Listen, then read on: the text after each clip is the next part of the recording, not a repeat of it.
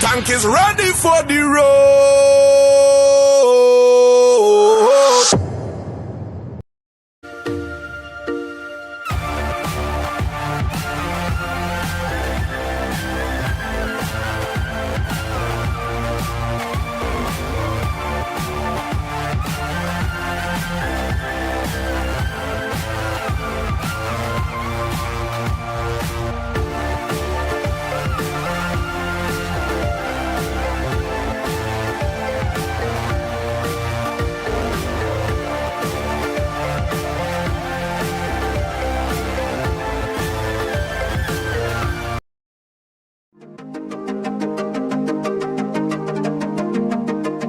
Get into this petition that attorneys have signed to essentially pass a vote of no confidence in the Attorney General.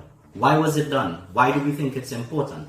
It's important because at its root, it concerns the rule of law in this country. It's a very, very important issue and we have to discuss it. Firstly, we need to understand who is the Attorney General and why is he important to our society. The Attorney General is essentially the government's lawyer. He is the people's lawyer. He is the lawyer that represents each and every citizen in Trinidad and Tobago. And therefore we must ask ourselves, what kind of person and what kind of representation do we want from that office and in that office? Facts have come out to demonstrate that the Attorney General has not been forthright in some representations made to a court in Miami, America. It's not just that he wasn't forthright for his own behalf or on behalf of a private client. He was not forthright on behalf of the people of Trinidad and Tobago. And that is why this issue is essential to our democracy. He has sworn an affidavit in America to say that when he participated in certain proceedings in Trinidad, he was simply a junior lawyer and took notes, did no more than take notes. Evidence has come out to show that that simply is inaccurate and not a fair and true representation of what took place. Evidence has come out to say that he was senior counsel, not junior counsel, senior counsel when he appeared. Evidence has also come out to suggest that he cross-examined witnesses and made submissions on behalf of those clients. You can't be closeted, you can't give half-truths to a court. The state must always be forthright when it gives evidence. If we do not deal with this issue seriously, then we really have no other issue to deal with.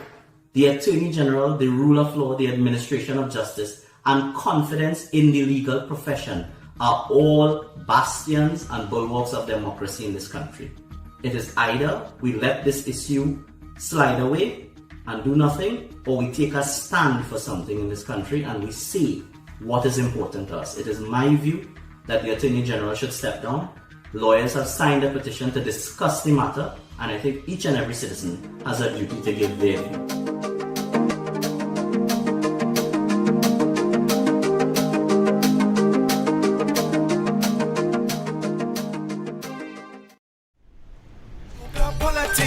This is douglAR politics, yo.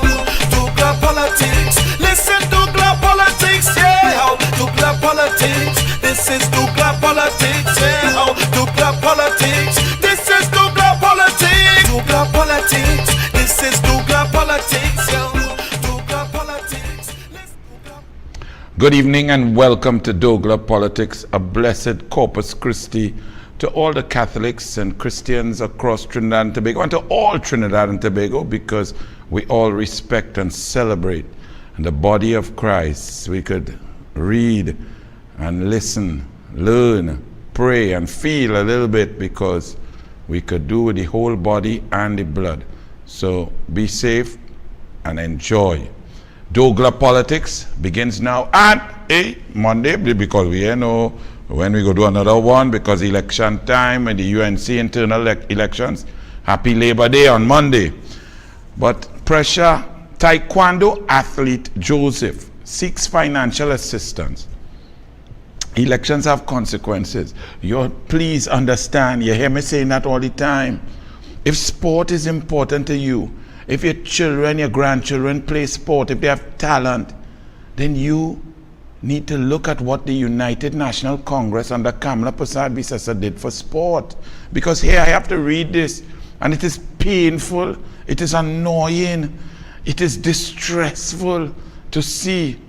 TNT Taekwondo athlete Sky Joseph is seeking out US $8,000 to help prepare her to get her to the Cadet World Championships in Sofia, Bulgaria from July 25th to 31st. TNT's #1 ranked female cadet national taekwondo champion in the 14 and under division. She earned selection but had no money and gained no money from Shamfa and the PNM because they cut, and sport is not important.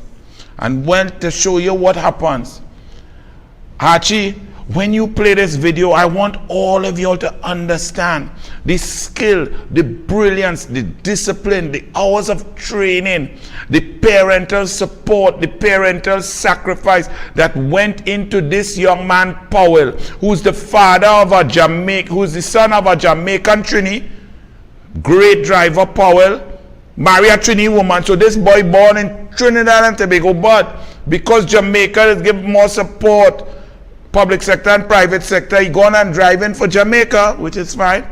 But check the skill, and well done, son. This is the brilliance that we are capable of. Run it, Archie. Given them in the cooler conditions on Thursday and Friday, they would have to settle for a podium. That meant that a young man raised in Trinidad and Tobago and representing his native Jamaica was about to change the course of history, as Alex Powell became the first ever Caribbean to win in the FIA karting paddock. A landmark moment for Jamaica and the entire region. It could open the floodgates for the talented Powell, as now the decision by Mercedes F1 to bring him to their academy has shown to be an incredibly smart decision. He was so delighted he Mercedes F1 qualification. That is where the air is rare. That is elite of elite. That is brilliance. Well done, young man, and well done to Mr. Powell. I only wish that it was, I know, I'm happy for Jamaica, you know, but all you have netball, all you have track and field, all you do a little red, white, and black. It has hurt me. But no, I'm going to say. 5 red cards. This is more my country under PNM. Hear this now. 5 red cards following a youth football brawl. Well done, Shamfa. Well done, Minister Bundles. Well done, PNM. You're just, everything is just working so well. Soccer Made Simple FC and Cox Football Academy earned the right to contest the final. During the final, big brawl. Referees had to give out 5 red cards. Country, let me go through how great this PNM is. And the amazing thing is that they still talk with a kind of arrogance. I do not, as a person who involved in sport all my life, I do not understand how you could be lazy, don't train, reach late, eat wrong, get licks, come last, and then have arrogance. That don't happen. How you could come last in a race and come out the pool and get on and gallerinis? No. That's what PNM does. In every ministry, every aspect, they finish last. They exacerbate problems, and then they walk around pompous and arrogant. It's an amazing brass-faced thing that I don't know if something in the PNM, in the character, in the DNA is missing. Listen, food prices continue upward trend. Water more than flour. Wheat shortage hits local markets. PNM say, nah, no wheat shortage. But Wademark tell all you $17.50 already for a loaf of bread. And that is the hourly wage of the minimum wage, $17.50. Flour supplier, sorry for the shortage. But PNM say no shortage.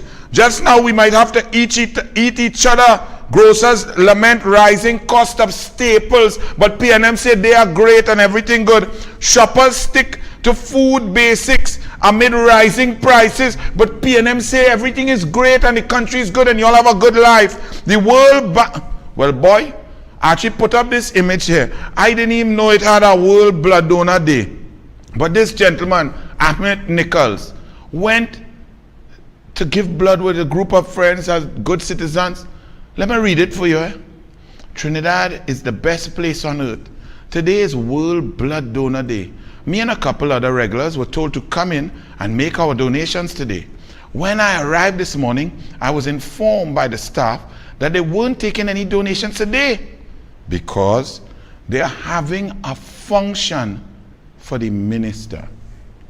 Before I continue, having a function for the minister, forget it that the minister is convent girl, but just the mere fact that you're stopping life-saving blood donations in order to have a function to knock glass and eat shrimps with a minister.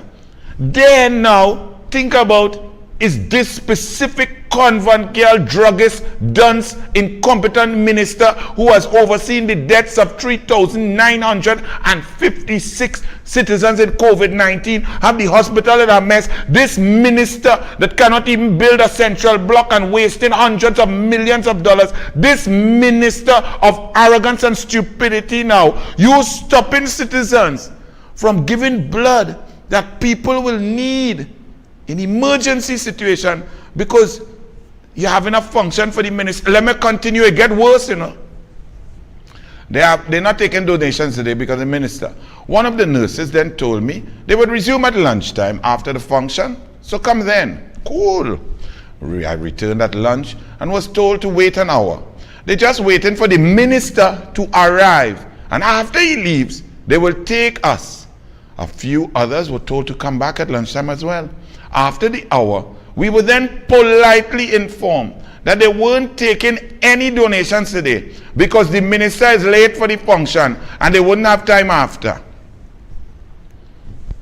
I don't need to say nothing more. That's it. Go ahead.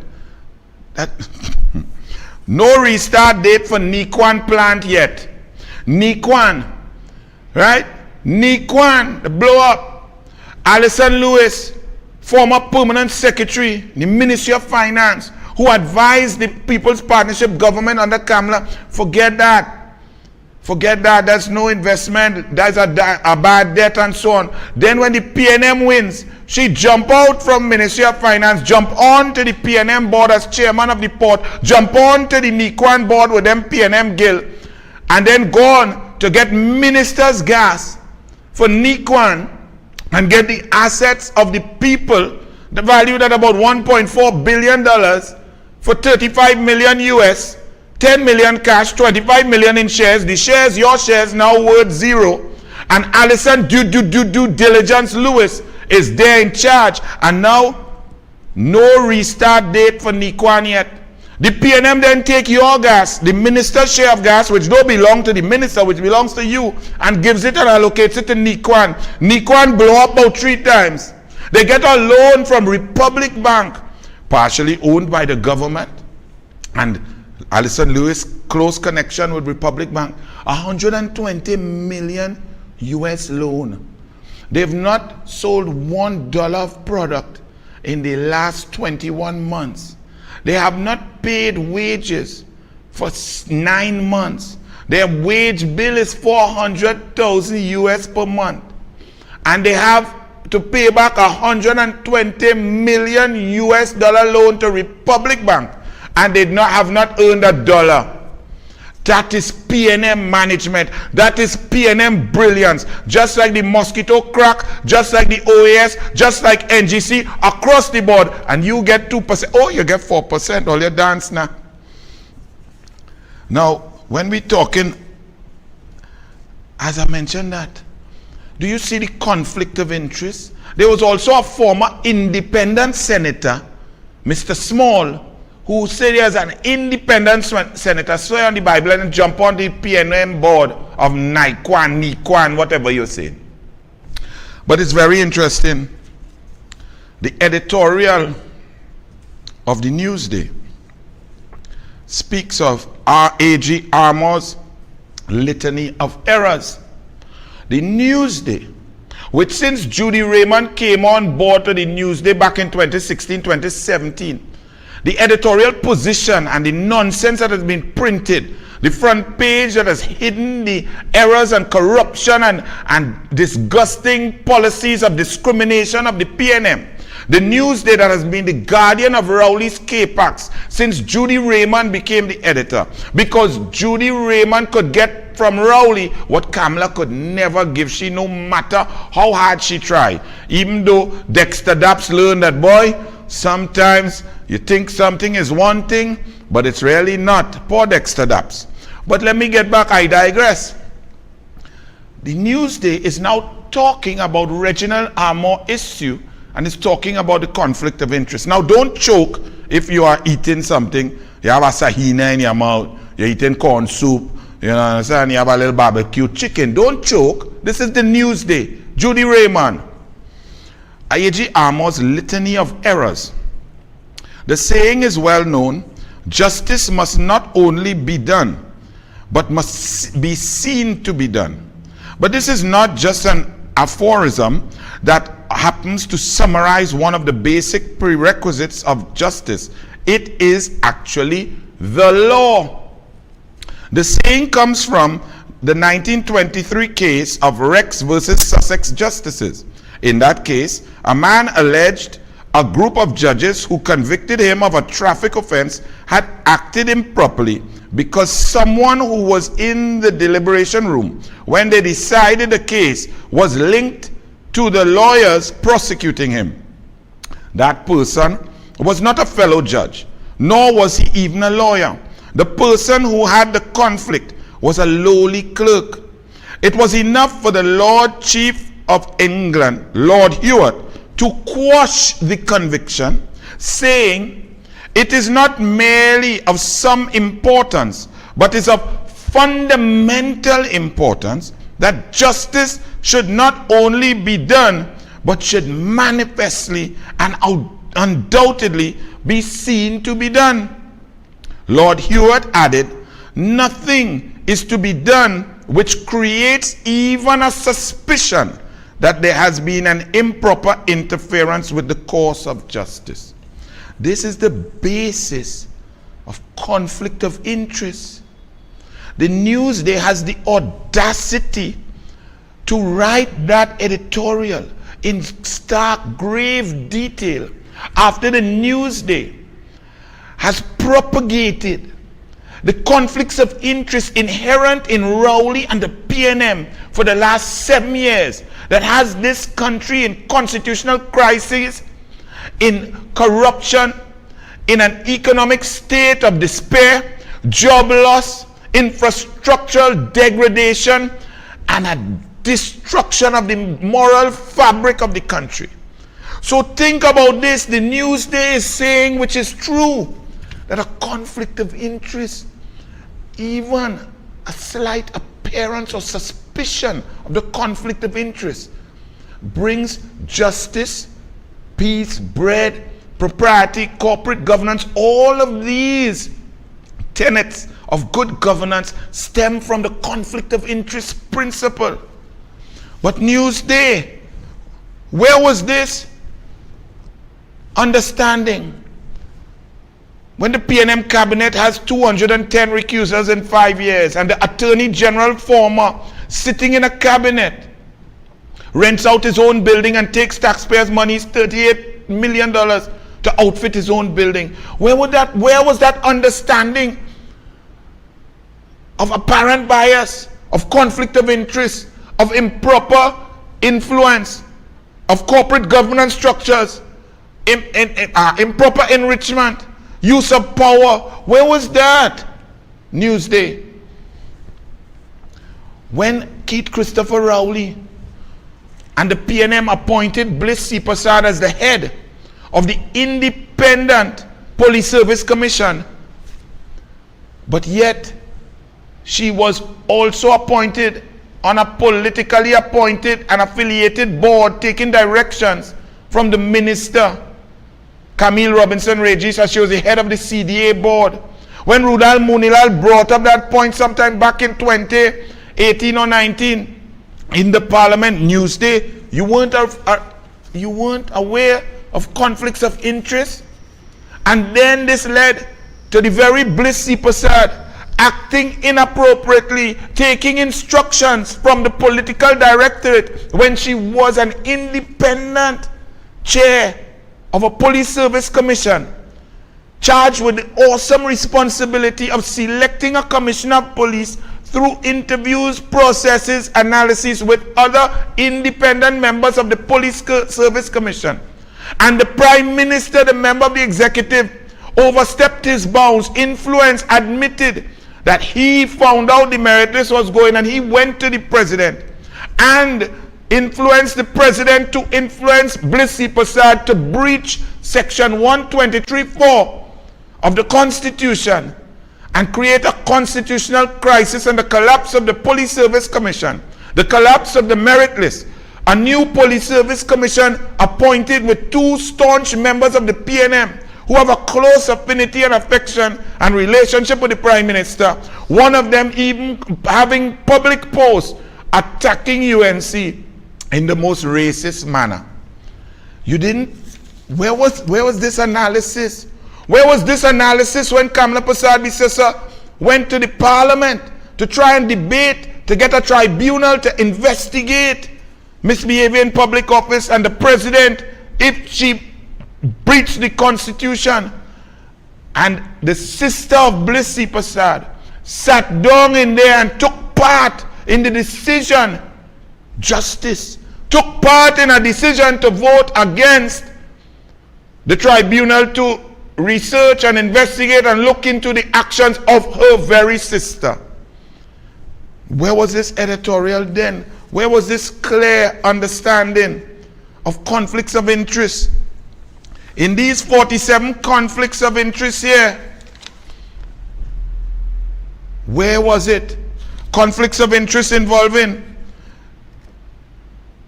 other independent senators, Senator Vera being on a PNM board, Foster Cummins in charge of credit unions. How can Foster Cummins be in charge of credit unions when he and the credit unions have questions to answer?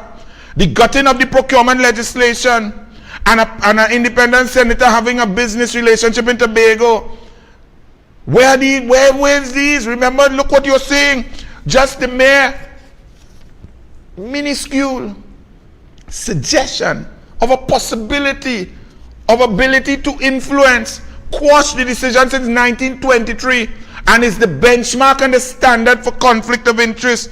But all of these, when Bridget Annie said George rules against a motion dealing with her husband's management of Paria, where was this precise, concise analysis news there? This is why our country is in a mess, because they know the truth, yet they print lies.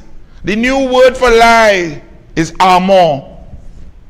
Look at the country that we're in. Because we don't vote on merit, with the media convinces us to vote for nonsense, to vote for incompetence. Residents, more crime in Sawa Barataria. Spirit of the community togetherness no longer there. They're deathly afraid. Senior cop admits to rising crime in the area. But this man gets a job because of a conflict of interest. He was 6th on the original list when he dared and took the risk to challenge the others, and he was found wanting. Rowley misbehaved in public office, brought the president and Blissy Prasad, who were conflicted, into the matter to misbehave in public office and give this man the acting job, and we're suffering. Look at what is going on in Barataria. Archie, show them. Yes, people just liming, relaxing. Look at this in Trinidad and Tobago. Look at this, just spraying bullets because everybody, you could have been stopping there to buy a pack of Sunshine Snacks, nuts, and you could have get killed because bullet don't have eye. 1 dead, 2 or 3 wounded. That's what's going on in Trinidad and Tobago, sweet TNT, because elections have consequences and the media obfuscates and lies, and all of a sudden now you have clarity about conflict of interest. What about an attorney general and as the number 2 in the cabinet his wife getting briefs and he's saying that she's getting her law firm is getting things from other ministry and state authorities that he's in charge of overall. That's what happens. That's what goes on. Child sex abuse, addiction in TNT. This is what happens all of a sudden. Child sex abuse. What is wrong with us? We need a bush bath with disinfectant, black disinfectant. But when you have a leader who since 1969 used his power position to have sex with a girl of school age, you're not shocked that that sort of behavior is increasing because you all said it's okay. That's all right. Look, this man did it. We put him as prime minister. And now you hold your head on ball. Nothing works in this country. Actually show them that pothole down in Guapo. Run it.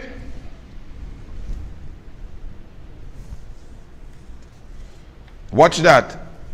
Watch that.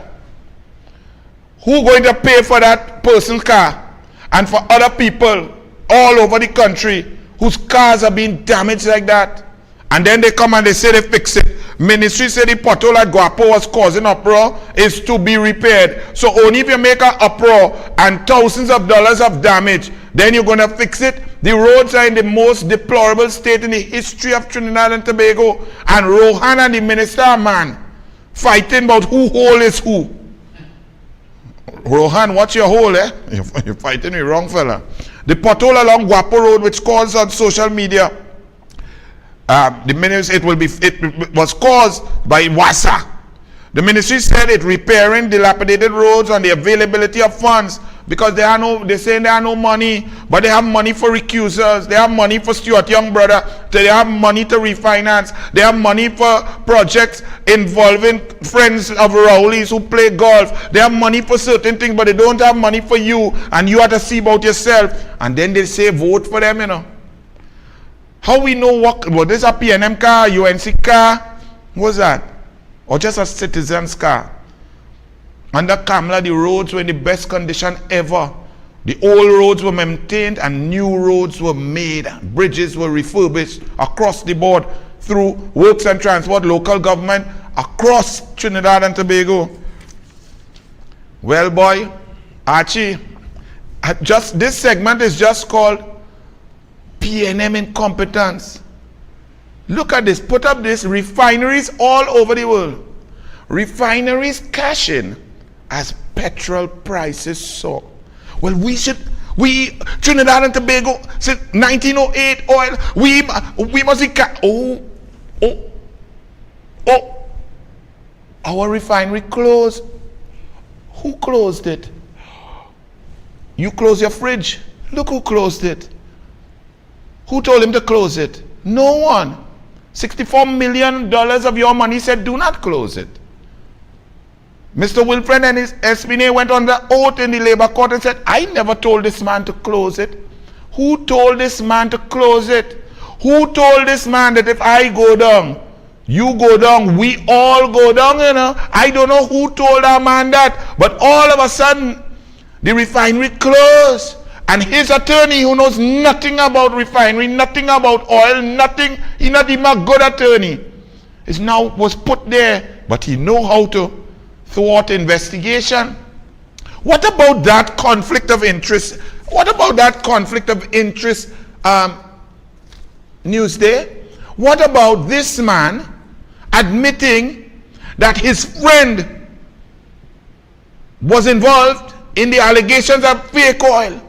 And what about this man, Rowley, being in charge of the government, in charge of Petrotrin, in charge of the assets, in charge of the National Security Council, and staying there, not recusing himself, and making sure that his friend and his confidant, A.A. Kwamina, his lawyer, goes in charge of the entire fake oil matter? That's not a conflict of interest. Let's read. And then, after the arbitration, the senior counsel says we must appeal. And this man who's in charge and put his attorney, A.A. Kwamina, who cannot divulge any client lawyer discussions between the Prime Minister who's in charge and who is now in charge of the oil, and the Prime Minister's friend who was under allegations, under investigation. Let me read this for you now, Newsday. Okay? It was enough for Lord Chief Justice of England, Lord Hewitt, to quash the conviction, saying, it is not merely of some importance, but is of fundamental importance that justice should not only be done, but should manifestly and undoubtedly be seen to be done. Indubitably.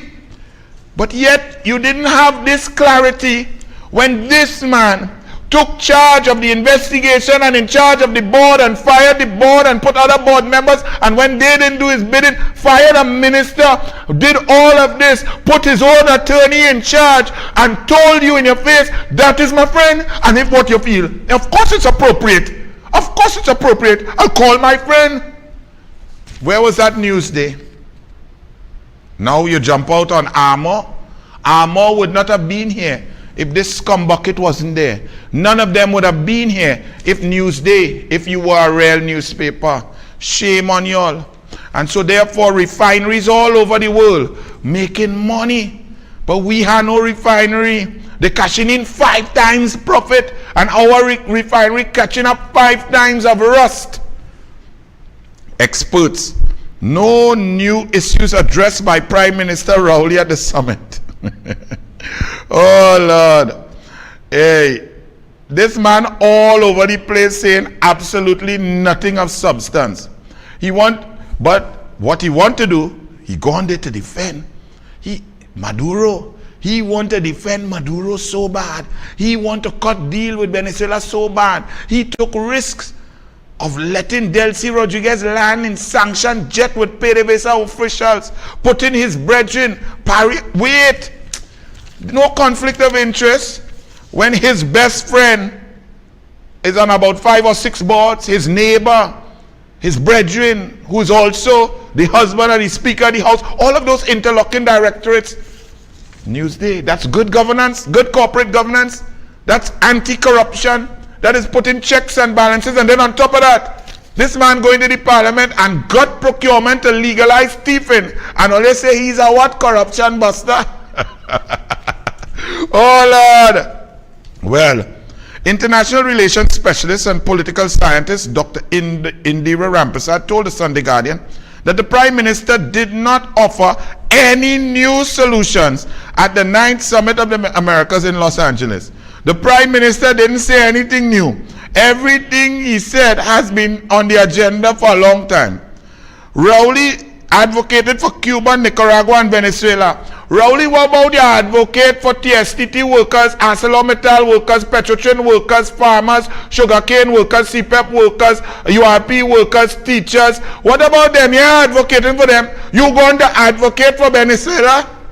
But this man is so blatant, so obvious, it is so easy to see through this clown. And you all are allowing emotions to put this man as a Prime Minister of our country, you know. We're still talking about our sweet TNT. Archie school officials appeal to the ministry for help for a pigeon infestation, bad infrastructure at Marabella North Secondary, just down the road here. Gadsby Dolly says, we are facing a decay in morals. Gadsby Dolly, it's so ironic that you would say that. Are we really facing a decay of morals? I wonder why. What about this man having a cabinet minister female in his cabinet who's married, and this man giving bundles of loving to that cabinet minister, and then she puts your husband out of the house while going with our next land grabber and our next one who couldn't get a degree in masters and all this kind of thing. One who being investigated by all the police same time, and 2 of them, the Prime Minister and his young gun, trying to see who could lie more, start to fight over the bundles. And then when the douglAR bust the mark, the bundles go and tell your husband, bring back the garbage bag or the things. I wonder why the morals decaying. And Gadsby Dolly, I wonder why. Because Gadsby Dolly says, as the Ministry of Education grapples with school violence, the Minister, Dr. Nayan Gadsby Dolly, said it is important for agencies to place a greater focus on girls and other students in need of special mentoring. A multifaceted intergovernmental approach could address this problem. She was speaking in McCoy at MIC. Gadsby Dolly lamented recent school fights involving girls, saying this program might be an ideal part of the solution. She said the country is facing a decay in the moral fabric of our society, and it is allowed to develop. The country will pay a high price. We paying the price. You talking about moral decay? What was decaying in the cabinet? What is this? They talk about 3 cabinet ministers inside there. All you could discuss notes on whether the honey goat weed walking. The man gone for checkup in LA. Normal checkups taking weeks. What is that? And you come to talk about moral decay of our children when your government has done nothing, when your government starts from the top with the most decadent disgust. This man was a teacher in Tobago and impregnated a girl of school age, Gata Lane. His son, who he don't mind because he's only mind those, he mind in one family on the inside. So all them others on the outside, them on their own. He said so. And you're talking about moral decay? This man who would not even mind the outside children? And you have intimate knowledge of this man, Gadsby Dolly, and you're talking about children? Check yourself first. This man and you in the cabinet receive a report since December 13, 2021 that children are being raped and abused, buggered and buttered, and you all have done nothing. And you're talking about the children moral decay?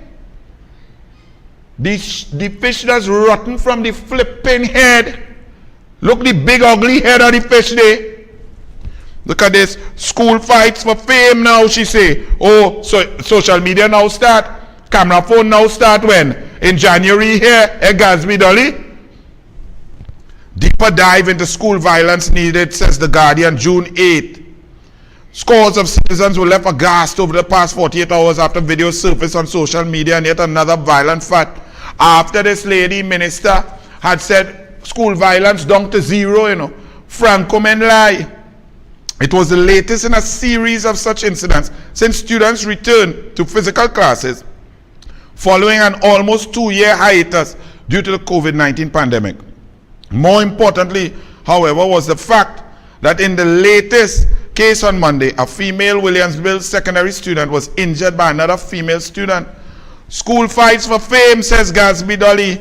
Then Gadsby Dolly, after the day, the June 7th, says 0 because we have police patrol and things. School fights down to 0. Then child get chopped in face. All of this was the day after. This is one day. I ain't give you all for the last week, But then Gadsby Dolly comes and says more than 1,300 students suspended already this term. This term, amid 1,318 student suspensions occurring in the school term. The Education Minister, Dr. Nayan Gadsby Dolly, yesterday said her ministry is carefully monitoring the disciplinary history of repeat offenders and doing what? And what is the funding for counselors, for social workers, for sports, for karatecas, for maths, for senseis, for sporting activities, for extracurricular, extra term? What is the facilities? How are we ensuring that our schools are a place of pristine learning, beautified? What about the air conditions, the fencing, the grounds? Look at this. This is what the PNM is overseeing. Rowley said that the children were behaving back in 2016 like hyenas in an African jungle. Well, the hyenas have multiplied under you, Rowley, as you describe them. And only you could say hyenas in an African jungle. Could you imagine if Tim Gopi Singh or Kamala said that? Racist, but a double-stuffed Oreo who don't like nothing black or brown says it. And the media says that's okay. And all of you frauds out there say that's okay. When Rowley don't like black people and he don't like Indian people, he don't like nothing other than money and light color. And I'm telling you that I know that man since 1986. Go and look at all the pictures of him amongst people of lighter hues. You'll see him like this. You wouldn't even believe it. He looked like the minister of man in a all-man festival, right? like that, like happy, excited. And when he's talking to black and brown people, you go and hear him, don't turn here into a ghetto and do this and wean yourself off the government. The government cannot do that. That's what you all elect. And then he tried to play black man. He's a proud black man. He's a disgrace. Well, he's not even black. As we talk black, Theodore Lewis, this man, when I saw this, actually put up Theodore Lewis. What happened? Is this the same Theodore Lewis? But it's a little image. He made a little statement. Theodore Lewis is now saying that the government should accept responsibility for what is taking place in the African community amongst our young people in schools and so on. Theodore Lewis. All you remember that name, Theodore Lewis, because I remembered it when I read this. But joke is joke. And I think that this government should stop kicking and start attending to the rot. Can they not see it and smell it? They have to own it. I don't know how they could have time for skylarking. But wait, Theodore Lewis, use the same man. Archie, remind my people about this man, Theodore Lewis, and what the douglAR told him. Run it, Archie. Theodore Lewis. Theodore Lewis. I think I destroyed something he wrote. This PNM professor, this PNM rewriting history professor of nonsense. He came, page 14 Newsday, section 8, Tuesday, June 1st. And he said, schooling here in Trinidad and Tobago is an extension of party politics. As a result, black children attend the worst schools. He said, black children suffer because they do not have political champions.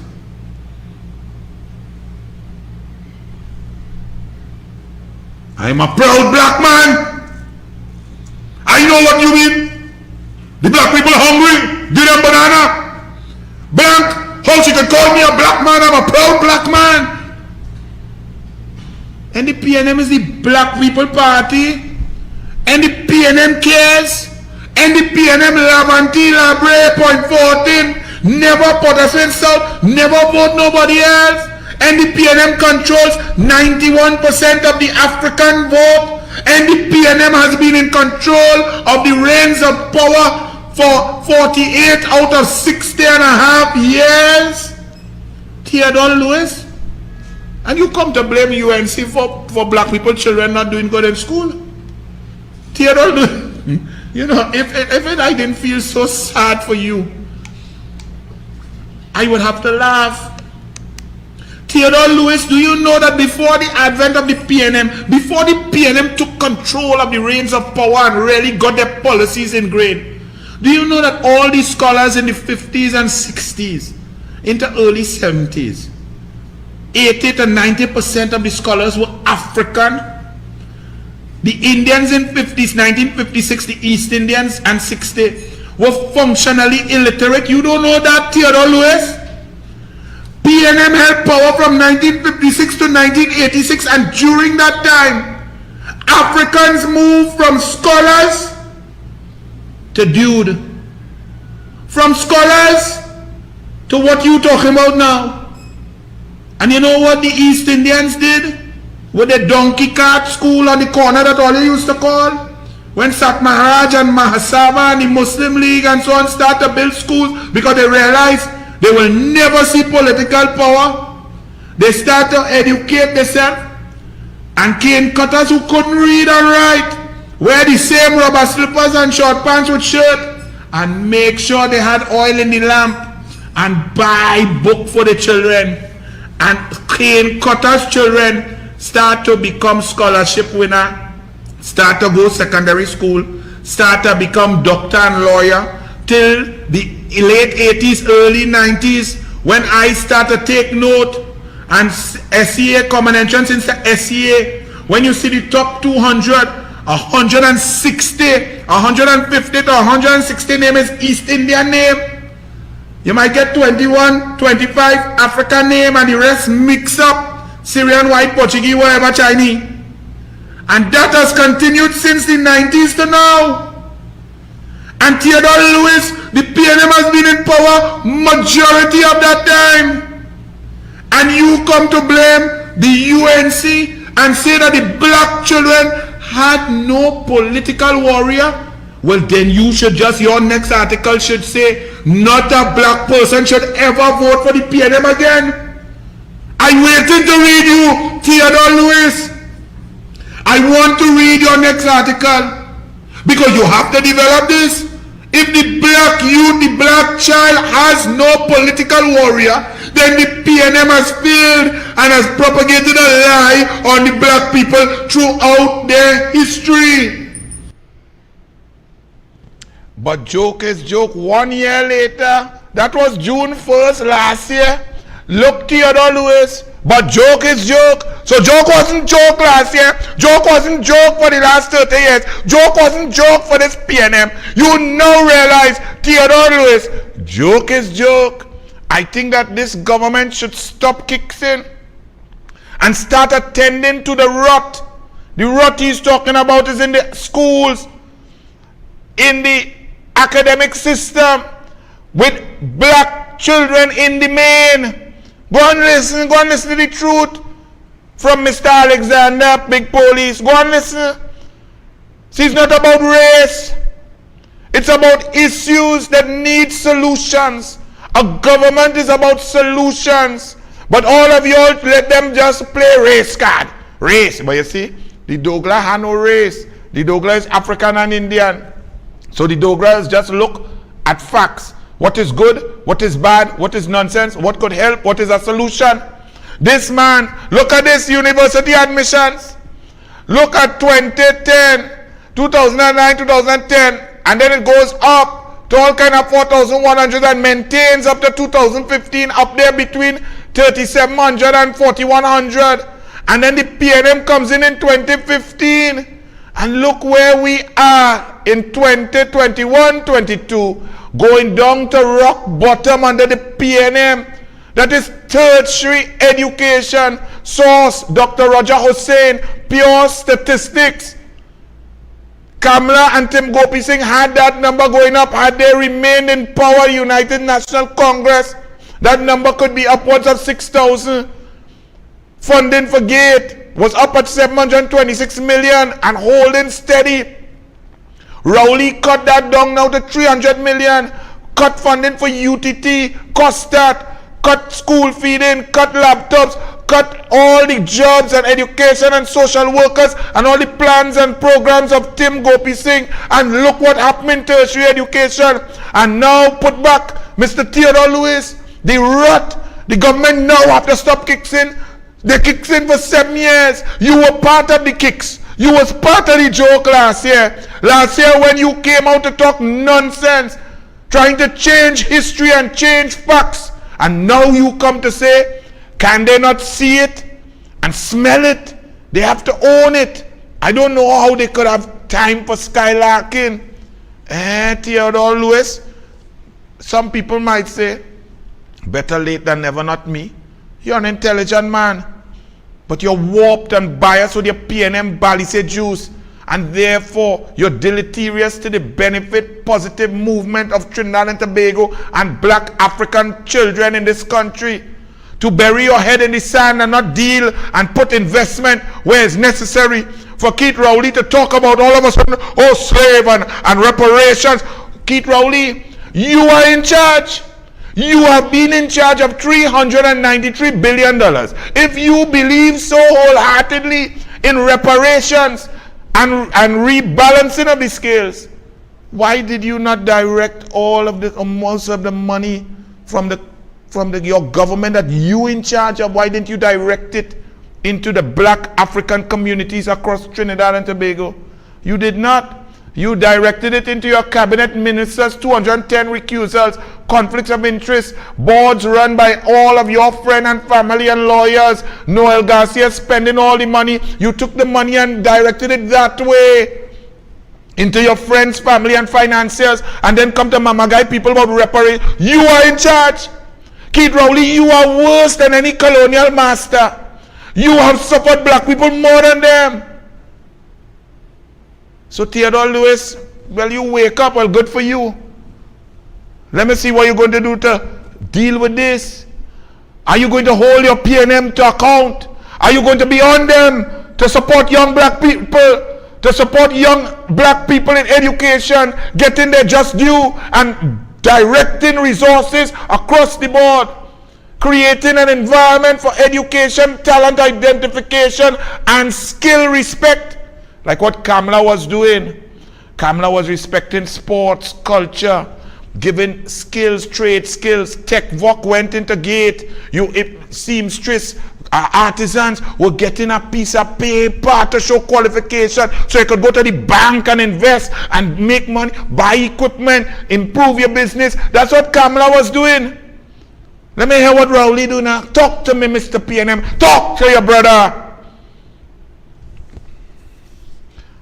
Tobago's Silphil home shuts down. Children's Authority refuses license after reports of sexual assault.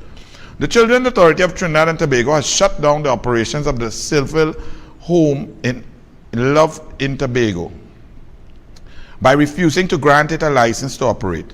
Police told Express that there has been allegations of sexual assault against children in yeah. We have a whole Judith Jones report with all kind of thing in all kind of homes sitting down on Rowley desk.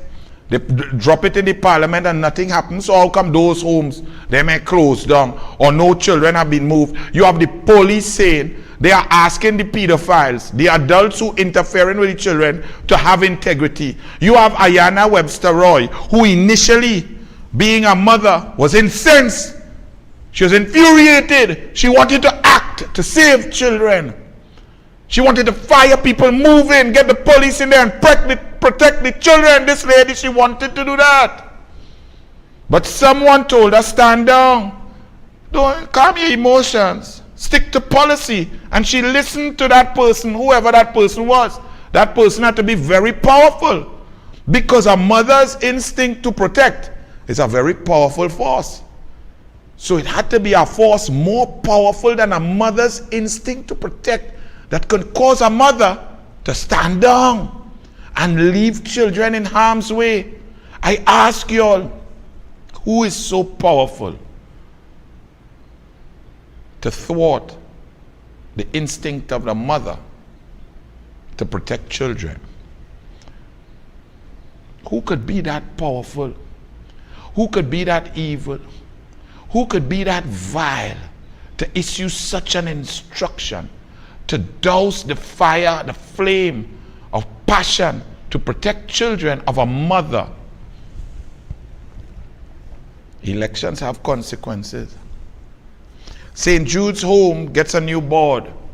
1 month after reporting to children's homes reveal rampant abuse, a new board has been appointed at St. Jude's Home for Girls. I'm happy for that. What I don't understand is there really a need for a photo op? Is there really a need for PR?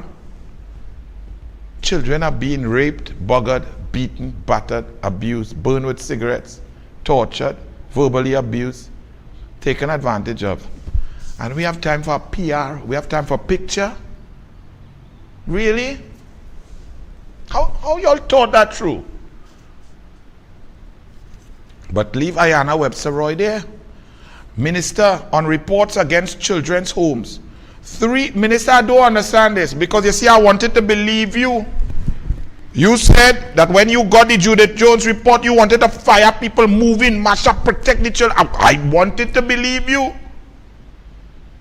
But then you came in the parliament and you said that previously, before that, before the Judith Jones report, which was March, they appointed in May, June 2021 and delivered December 13, 2021. But you said in the parliament 345 complaints sent to the Children's Authority from January 2019. So where was your motherly instinct to fire and protect children in January? Your mama guide me or what? All you don't play, don't feel there is joke. Run it, Archie, show them.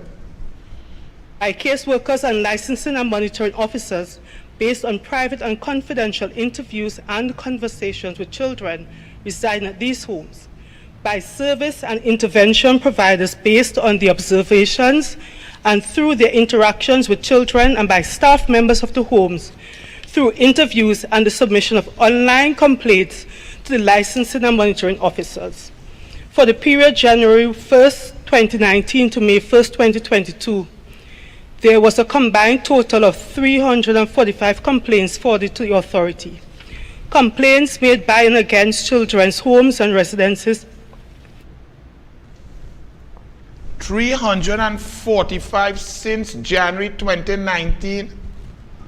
Ayana Webster Roy. And you did nothing.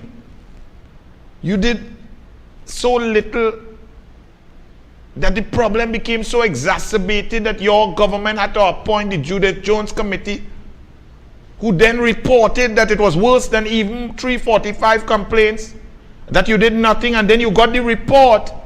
You wanted to act and somebody told you not to act, and up to now, children are still in harm's way with the sickos and pedophiles in charge of them. I have no words. I would just, yes, and some of y'all PNM, I want to hear y'all defend that, because why would you want to defend that? What in a political party, what in a jersey, what could be so important that y'all want to defend that? Y'all find that right? This lady just said, since January 2019 to 2022, 345 reports, nothing done. Judith Jones' report come in between that and give more reports, and they still have done nothing. Why didn't, okay, I wanted to believe her, but now I don't. But let's go back to saying, yes, she got a motherly instinct to get in there and act to protect the children. And then somebody told her, stop that, cool your emotions. Stick here and write some policy here. Sit down here, sit in a meeting here in the air condition, and sit down and formulate some policy while children are being buggered, raped, battered and abused. And she said, okay, I'm going to sit on the policy. I'm going to sit here and do policy. Really? Being a minister is so important to you? Shouldn't you have told whoever told you that to go and scratch? Shouldn't you have told them that? Shouldn't you have asked them if they just escaped from St. Anne's?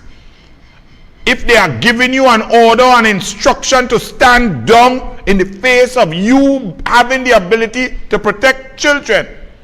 Shouldn't you, Ayana Webster Roy, have told whoever instructed you to stand down and do not protect the children, leave the children, let them get buggered, raped, beaten, burned with cigarettes and battered, and you sit down here and formulate policy? Ayana Webster Roy, shouldn't you have told that person where to go and how fast to go? Really?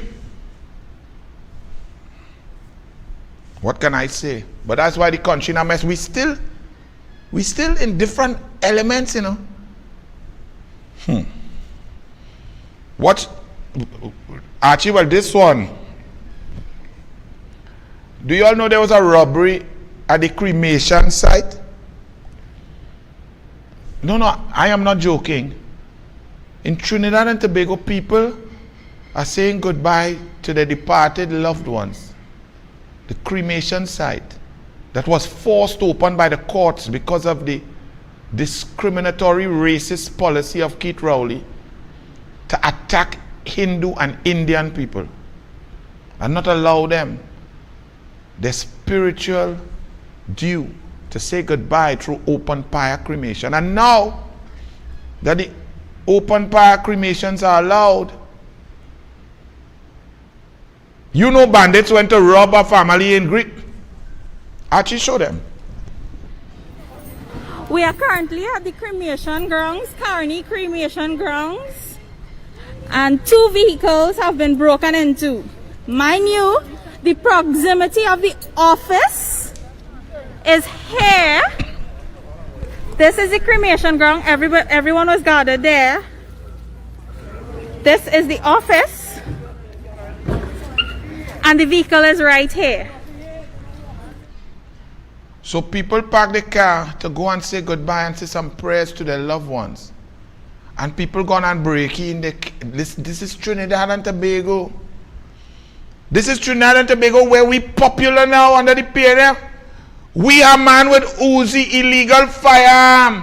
Have citizens on the ground robbing them. And he whining and dancing. And international superstars utilizing our stupidity to sell albums and promote.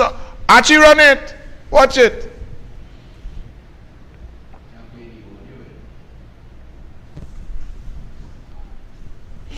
Yeah, we are playing the audio. Watch the gun in his hand.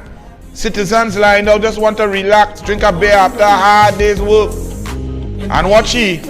Yeah man, Trinidad and Tobago. Banditry and stupidity, evil and murder is the norm. Great is the PNM. Left foot, body say. Right foot, body say. That's how we promoting the country. It's brilliant. But what I go say is, to you clown, it good, you flipping clown. Dance now.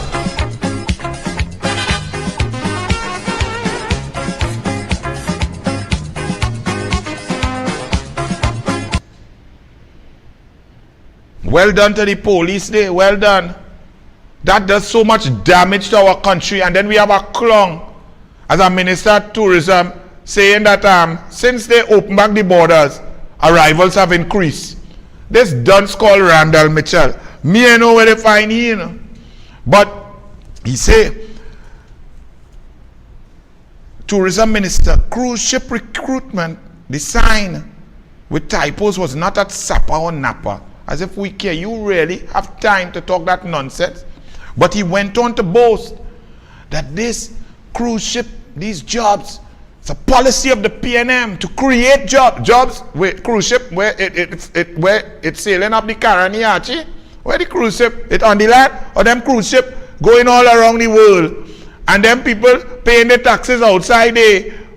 And they getting the money outside there. And the insurance outside there. With the international company, they want to calculate that as job creation in Trinidad and Tobago. Well, that's brilliant. He said, the RCL initiative, Randall Mitchell called that an initiative. He said the people were recognizing internationally that TNT possesses a high quality labor force. So TNT, not Guyana, who have oil and gas and need platform and engineers and oil techs and workers and pumpmen and all of these geologists and so on to move in the oil and gas that we involved in 1908. Those jobs not so important. Rowley doesn't go to the energy conference in Guyana. We're not skilled for that. We're skilled to go and what? Shine brass and mix cocktail and sweep a deck. That what you saying is skill compared to Trinidad and Tobago, the land of oil and gas. But this Randall Mitchell boy, I don't know, they have to check where you went to school, boy. They really have to do an in-depth analysis because you might be an ex-foster. He then said 2,800 had successfully applied. Mitchell said on Tuesday a larger number of people showed up.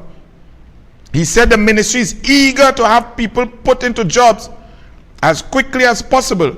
And people who suffer due to the pandemic fallout will have incredible opportunities through RCL and others that will come through the other cruise lines. That's your initiative. Cruise line. Cruise line is a new burgeoning industry. My first honeymoon, I went on a cruise in 1996. Carnival Cruise Line to Jamaica, to Cozumel, and to Cayman Islands, to swim with the stingrays. In 1996, Like 26 years ago, this cruise line thing is a new thing. All of a sudden, that's a new industry. That's new energy. That's a green industry. Cleaning toilet is a new work. Serving people drink, being a waiter and so on a ship in COVID time. Once you have COVID on that ship, all my people go get it. But it's all right. Randall Mitchell, I feel sorry for Archie. The man was in the Senate. But I'm sorry I didn't walk with Kleenex. Next time I go in the Senate, I'll go in Super Farm somewhere in one of them pharmacy and buy a box of Kleenex for this little Randall Mitchell. The man nearly cry. Actually, run, show the people this cry, baby. Run it. The government revenue is used to look after approximately 1.4 million Ethiopians from that and to people who, quite frankly, have quite a good life.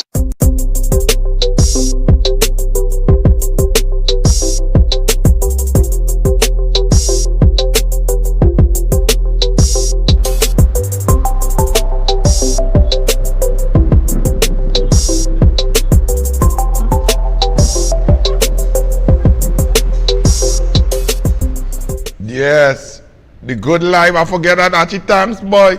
Small pain, Trinidad and Tobago. We have a good life. Cruise ship, boy. We highly skilled.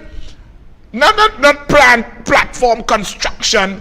Not drilling miles down to find gas pockets and do sonar really checking for pockets of oil and gas and working and engineers. Not that. Nah, man. The PNM has taken us to being available for labor for cruise ship and boasting about it. Nothing wrong with cruise ship work, don't get up, but don't come and pretend that's highly skilled. Highly skilled work is what we need. We companies need to be over in Guyana where it have no, I lie.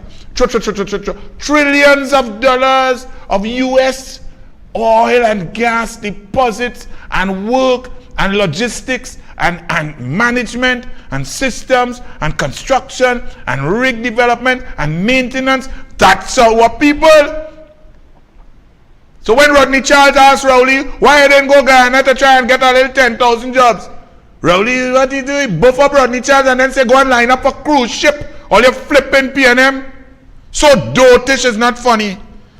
And then the next one go on CNN and say, we have a good life. You have a good life since you swearing on the Bible to be the minister of Rowley's Bumsy. Since you reached there, your brother moved from 0 public sector work to 4 billion and now doing IPO and turned to bank. Since you reached as a minister, your father getting 15 million per year in the International Financial Center to do what? A PNM man resigned. You at Williams, we don't even know why.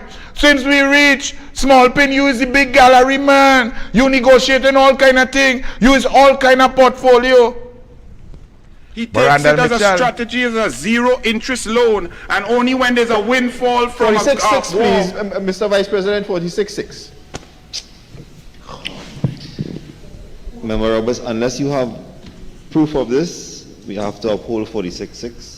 Of course, they have proof, Mr. Vice President. Can you keep it relevant? Yes, in keep it relevant. In the debate, Mr. Vice President, that we just had, if the Honorable Minister of Tourism would take the time to read the Hansard Mr. of Vice his President, Honorable he is colleague. imputing improper motives. 46.6, please. And please, could you ask the member to direct all his contribution to you? I don't want him speaking to me. Oh, good. Member Roberts, 46.6 upheld. Keep your contributions towards the debate with lack of conjecture and direct all. Thank you. Reminded. Thank you, Mr. Vice President. Emotions high in the sky. Poor fellas. Uncle President, I don't want him to talk to me. Don't let him talk to me. Let him talk to you. Archie, that's the new nickname for you, boy. Puss in Boots.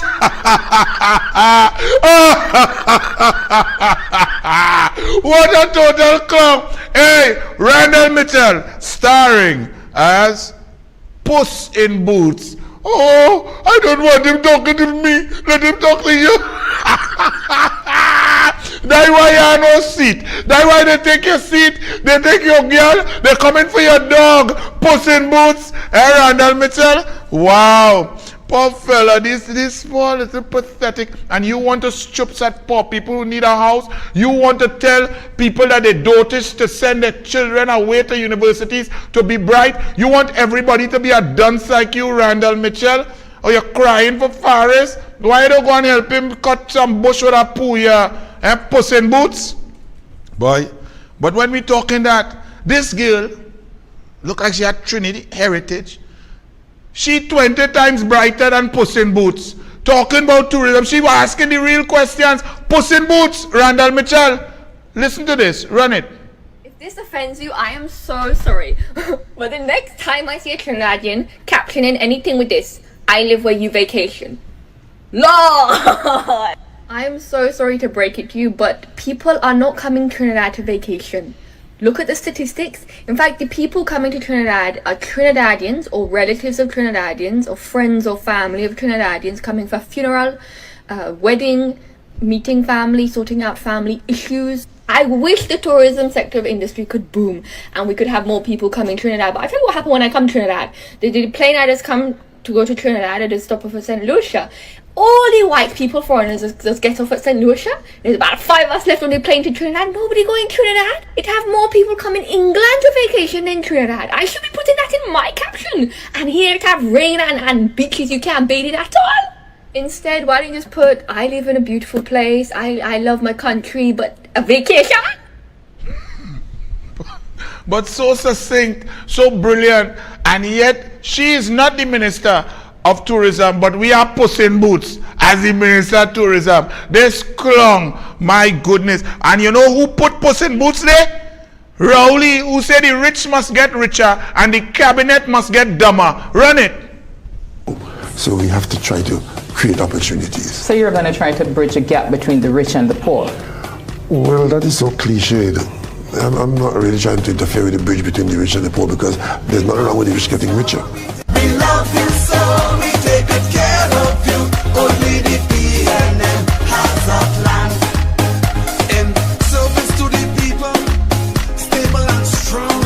One leader, one party, you can depend on.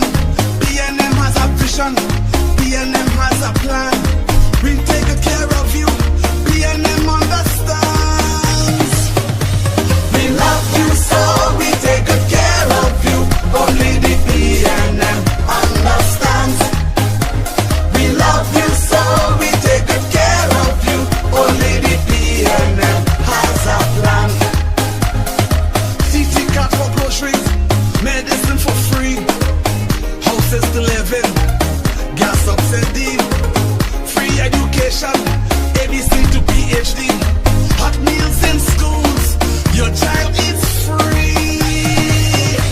We love you so, we take good care of you. Only the PNM understands. We love you so, we take good care of you. Only the PNM has a plan. There's nothing wrong with the rich getting richer. Only PNM could do that. You think UNC could do that?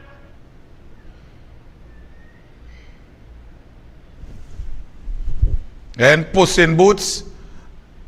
The UNC wouldn't do that. The UNC would make sure the people have jobs, the people have laptops, the people have education, the people have sport, the people have pan, the people have culture, the people road good, the people have water, the people have electricity, the people have gas subsidy. That's what Kamla would do, plus people will have hospital and medicine. So only the PNM could do that, Puss in Boots. Hey, as we say, Foster, no injunction, boy. Foster fails, boy. Foster what happen? You should have checked what Jayanti name mean first, boy. Jayanti means victorious. Another woman beat you, boy, Foster. Bundles hurt you, you cry to banker from inside the cabinet. Shada Satram gone somewhere else now too. Foster, you getting licks all around, boy.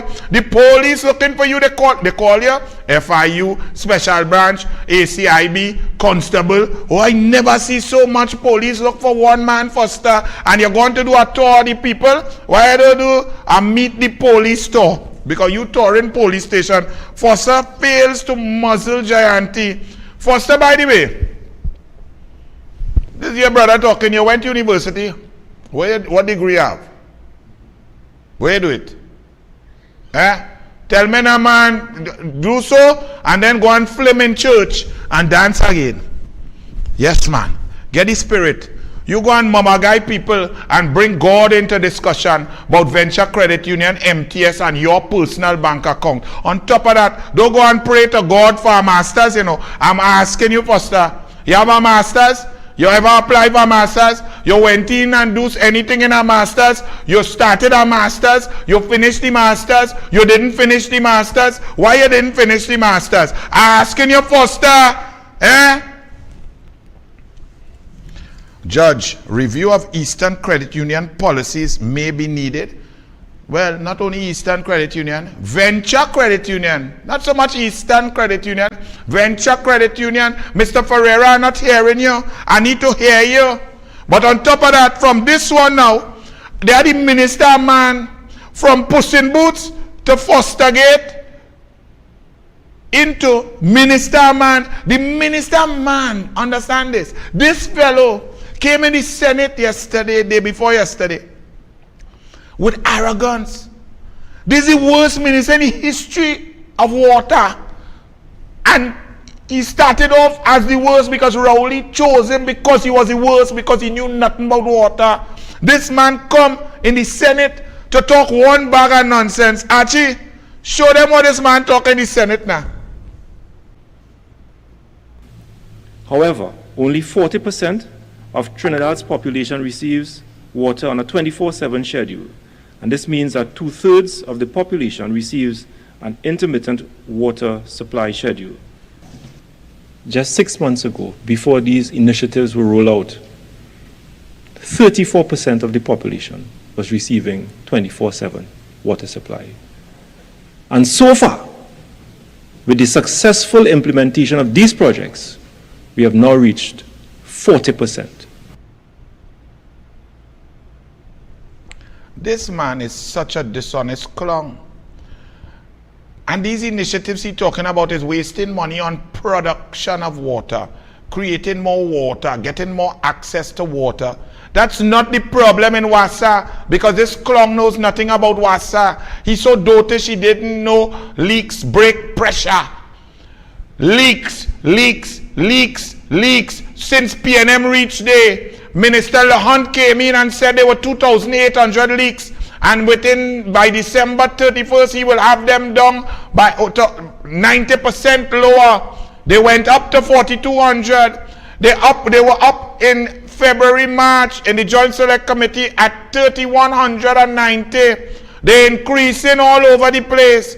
This man come to say, and on top of that, the lady in the Joint Select Committee said, with 16% in February, they then tried to put out a statement that the woman, the public servant who tell the truth, when questioned in the Joint Select Committee, oh well, it was a snapshot.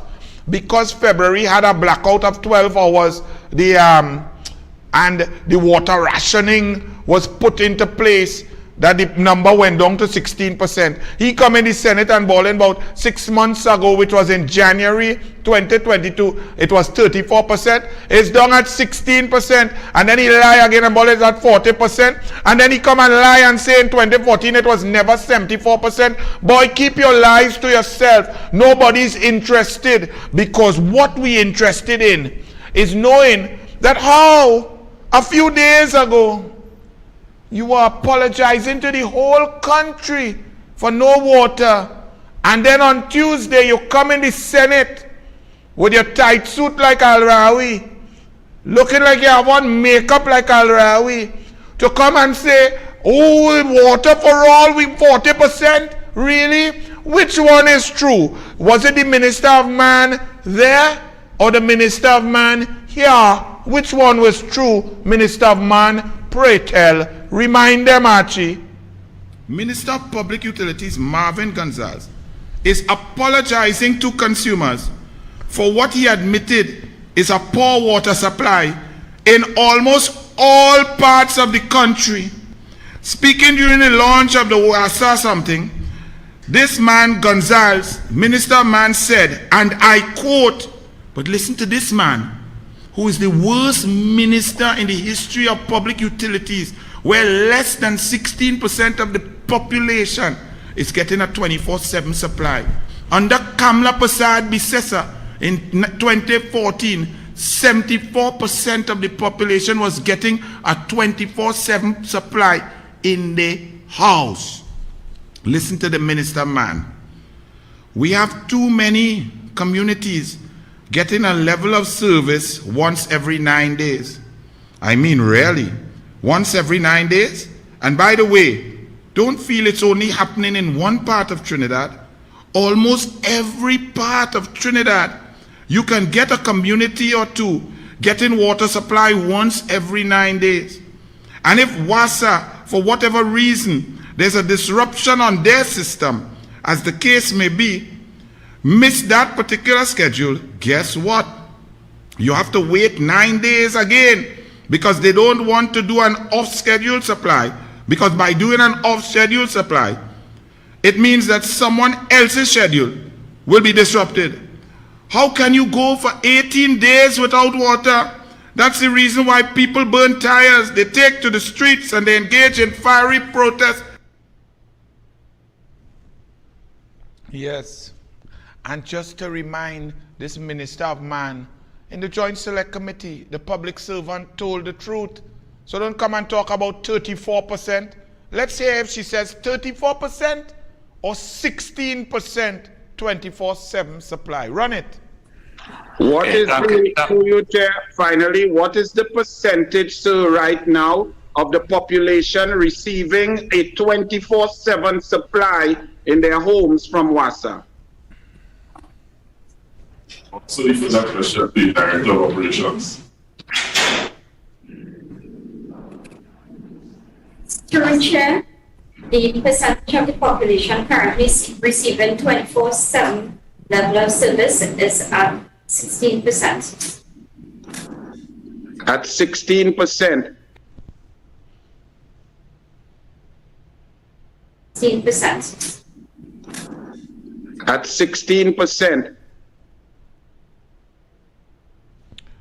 16%. And she's reading from documents, WhatsApp documents, Mr. Klong. So you take your time. Furthermore now, since you like to talk, I see that that same fellow who was there lying for you, trying to lie about the SALCOT, about the take-or pay, about the 24 MIGD, about the movement of desalinated water onto the grid, about the 2010 January 19th contract where the PNM moved it from 24 MIGD up to 60 MIGD, and then the UNC and partnership came and negotiated it down to 40 MIGD. He tried to uphold your lies and Rowley lie, and your lie and Rowley lie that the SALCOT was paying $1.80 per cubic meter when it's $1 US per cubic meter. And 7 Seas, a company that got a contract on the eve of the election, May 7, 2010, and produces 5 million MIGD, got a contract and is being paid 1.81 US per cubic meter, 81 US cents more than the SALCOT. And that contract was signed just before the election in May 2010. And on top of that, WASA does pay 7 Seas, a foreign company. WASA pays for their electricity. The SALCOT pays their own electricity bill. And you and Rowley come to lie on the SALCOT when your government has crashed the energy sector, and the UNC brought desalinated water for the energy sector, because we are an energy nation and an energy economy with intelligent people. And you crashed that, and now you don't have the demand in the energy sector for the water where it's profitable, where WASA makes $5 per cubic meter as they sell at $12, right? You come to lie. This man was propagating your lies in the Joint Select Committee. Now you want to wash your hands of this man? Let me tell you something, Archie. This man, they're now saying WASA former acting CEO found guilty. Former acting chief executive officer of WASA, Sherland Shepherd, has been found guilty of omitting 2 corporate commercial customers from a list of customers owing large debts. The board's investigation resulted in Shepherd being reverted to his substantive position of senior manager. The CEO was suspended pending the outcome of the investigation that was done. The investigation was completed about 2 weeks ago and he was found guilty. The board would have approved a list of names for customers, huge customers, corporate commercial customers who owe WASA hundreds of thousands of dollars, and the board approved a list of 30 names to be published in the media. And when the publication came out in the media, only 28 of those names were published, and further inquiry conducted as why the 2 names were omitted, and the CEO was asked to explain. Oh, so all of a sudden this man, who parrots Rowley's lies, Gonzalez's lies, parrots pure PNM, all of a sudden Gonzalez said, nah, me have nothing to do with he. So how the names, and you know who was one of the names? It was Five Islands Water Park. John Rahal. You know who's John Rahal? John Rahal was a man so close to Rowley that when Rowley was going up for leader, he wanted John Rahal to be the chairman of the PNM. He and John Rahal are very close business partners and friends and politicians. Rowley only gave Woodgill Limited back in 2003, in November, only gave them approval to go up and transform their land from 8 million to 850 million with outline approval at Renaissance when Joseph Rahal, son of John Rahal, joined the company in August 2003. Rowley signed by ministerial approval the outline permission to go up in the sky against the codicil from 1964 that said you could only go a certain number of floors, 2 or 3 floors, so as to not block the view of others. Many other citizens had applied and had been denied over the years, but Rowley Rahal got through. Rowley Rahal Greenvale, Rowley Rahal all over the place. Rahal is Water Park. How come a bill could reach $429,000 in arrears for water? I told you all last week, a lady since December ain't getting no water. Wasa know she ain't getting no water. They sending water truck, free water truck for her. But while she not getting water, January, February, March, April, May, they billing her. She obviously not paying the bill because Wasa know it and no water, is only air in the line. When the bill reached $1,100 or something, Wasa say you cannot receive any more truck-borne water because you have to pay the bill for the water that you're not getting. $1,100, a citizen can't get water from a truck when Wasa not providing it. But Rahal Water Park could chalk up a bill of $429,000 for water. How it reached there? How it get there? How come it wasn't disconnected like all the other citizens across Trinidad and Tobago? If you owe $1,000, $1,500, $2,000, disconnected. How come there's one law for the PNM and one law for the rest, and you all think elections have no consequences? But now, it's good for you. Shepherd, they spit you out like a sour Karaili. A rotten Karaili, they spit you out. It's good for you. And now, they send the #1 PNM Archie. They send the PNM girl. They send the small pin lover to come and do some damage control. Asha Javid. Yes. Remember she saw the sanction clause that was added to a contract that had already been consummated. Remember that? When she was reading upside down by small pin. Well, she could read comfortably because whatever he was doing, they wasn't making she close she eyes or anything. She could keep she eye open wide with that small pin, right? So remember this Asha Javid, this woman who was the #1 political investigative journalist of the Express during 2010 to 2015, writing lies on the Express front page, 89,000 papers talking about corruption in the UNC, and you all have a perception of that. UNC, you all perform so good, but so much corruption. You want to know why? Because of the lies of this human being. She still come there now. She come to write an article in the Business Express. Look at it here. Trying to say, yes, well, they got a payment plan, you know, and that's why they were taken off the list. And so the board said, print how Shirl and Shepherd decided. And what you talking about, payment plan? The bill was not paid. How the bill reached 400 and something thousand when citizens cannot allow the bill to go up above 1,000, they will get cut off, they will get disconnected. You come and you print in here, they got a disconnection notice in January. The bill is still over 300 and something thousand. Why wasn't it disconnected? Because PNM gives favors to PNM, and that is against the Constitution of Trinidad and Tobago, and it is wrong. And they send their little PNM reporter, the PNM girl, to write nonsense. But you all vote for that. All your PNM, don't pay all your water bill now and see if you get water. They go cut all you, but they wouldn't cut Rahal because that's Rowley's boy. Eh? Well, boy, we reach where the air is rare. Reginald Armour, let me tell you something. Reginald Armour. Play the video first, then I go tell you what I have to tell him. Archie, play the video, let the people see this thing they call Reginald Armour. Run it. Today to see the honorable member of Superior present in the House, because I've been here since, I believe it is the 16th of March, and I have not been accustomed to seeing her in the House. And my concern at not having seen her before was exacerbated today as I saw her being assisted as she left the House, and I'm concerned that she might not be well. I wish her well.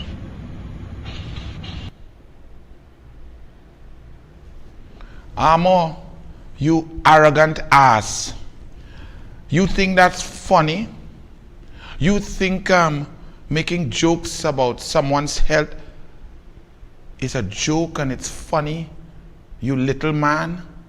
You think casting aspersions without information, lying in the parliament again about Kamala Persad-Bissessana health and throwing shade about a woman's health is funny? You puerile fool. Furthermore, you there since March. You wouldn't be there next week. You gone already with your little Kobo sweat, your big stupid dunce. And you have the audacity to say Kamala Persad-Bissessana wasn't there. You lied.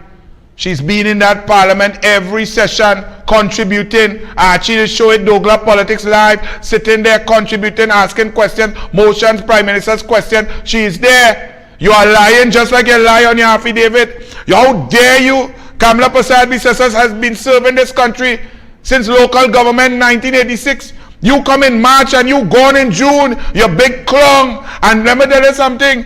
Babylon, foreign Babylon looking for you, man. So you go and you talk and you tell them you ain't feeling so well, man. When they want to ask you about when you were a senior counsel, how come you write this, man? It's you know, it's in threat of perjury. Do you understand what perjury is?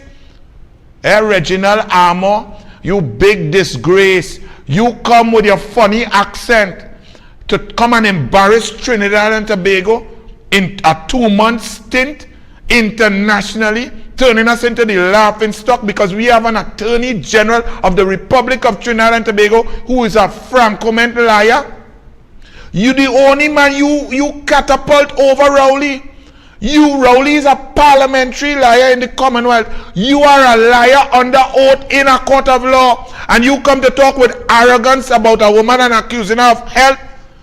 What? Because she needed assistance to walk down steps on a shiny floor where Donna Cox's weave does get wet when it rains, to make sure that she does not slip in high heels. You know what it's like to walk in high heels down a wood. Oh God, well, you look like you know that. You look like you just walk like with that at home, on tile, on terrazzo. Yeah? Let me ask you something, Reginald Armour. You have children? How are you going to explain to your children that daddy is a Franco-ment liar?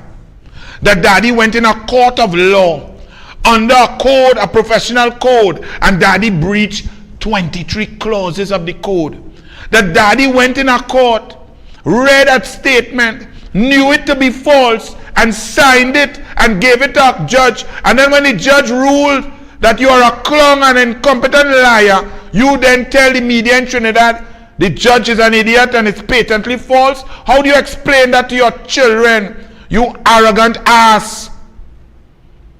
This is not no PNM and not no UNC thing now, you know.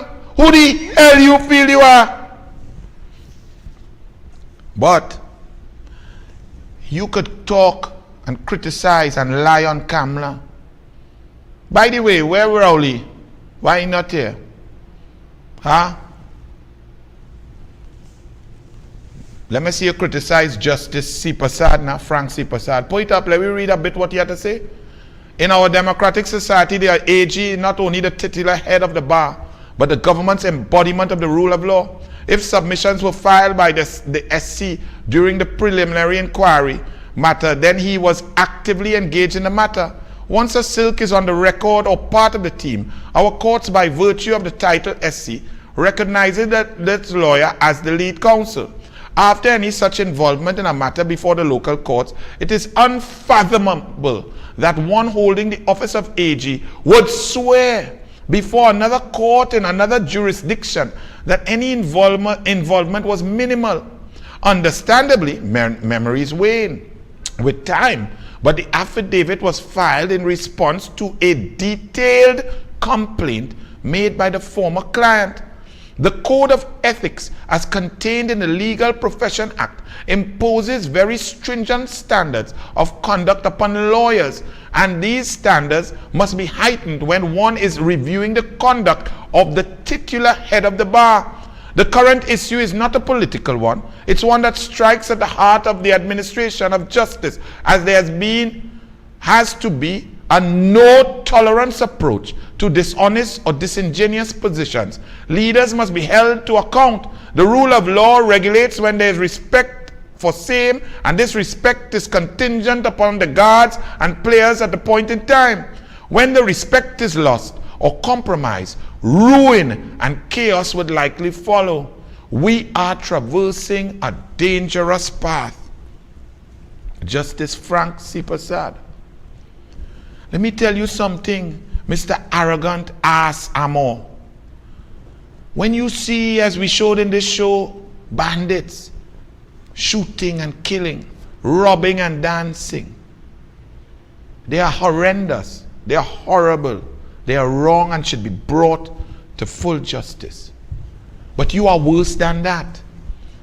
You, at the highest level, the second highest executive office in the land, the titular head of the bar, senior counsel, lawyer, you have a far greater responsibility than any other citizen, especially in a foreign jurisdiction. You have brought shame and disgrace on the entire flag, the Republic of Trinidad and Tobago. You are worse than the scumbuckets who broke into cars at a cremation site. You are lower than the pedophiles who hurt and damage children in homes. You are the lowest of the low, yet you speak with arrogance, you arrogant ass. Let's read from, well, we see a resignation from Shankar Bidesi, the Secretary of the Law Association, 6 May 2022. I've been an elected member of council for over 12 years, and so over those years I dedicated, go up fast, and now I resign because the Law Association of Trinidad and Tobago has not been functioning as it was. I ain't gonna read the whole thing, but that's Shankar Bidesi, learned attorney, feeling disrespected, and is that he was wasting his time in the Law Association because of interference, lack of action, lack of decision making, lack of anything, signed by Shankar Bidesi. And then we have Sophia Chote. Sophia Chote, you say no formal complaint, you receive no formal complaint, so all of this, so you need formal complaint. Well, all the lawyers, they say, yeah, received the petition yet. But all the justices and the senior counsel and everybody, the newspaper print the affidavit, right? Look the motion there, but move all of that. Sophia Chote say she has seen none of that. But you had a meeting yesterday, Sophia Chote, and she put up side by side Sophia Chote Law Association and the Law Association media release from January 2015. Let's do a comparison. Because in 2015, the Law Association, this one was yesterday, the Council of the Law Association had taken note and so on at its meeting. The Council considers it an important issue, go up, comment in accordance with the statutory duties and so on.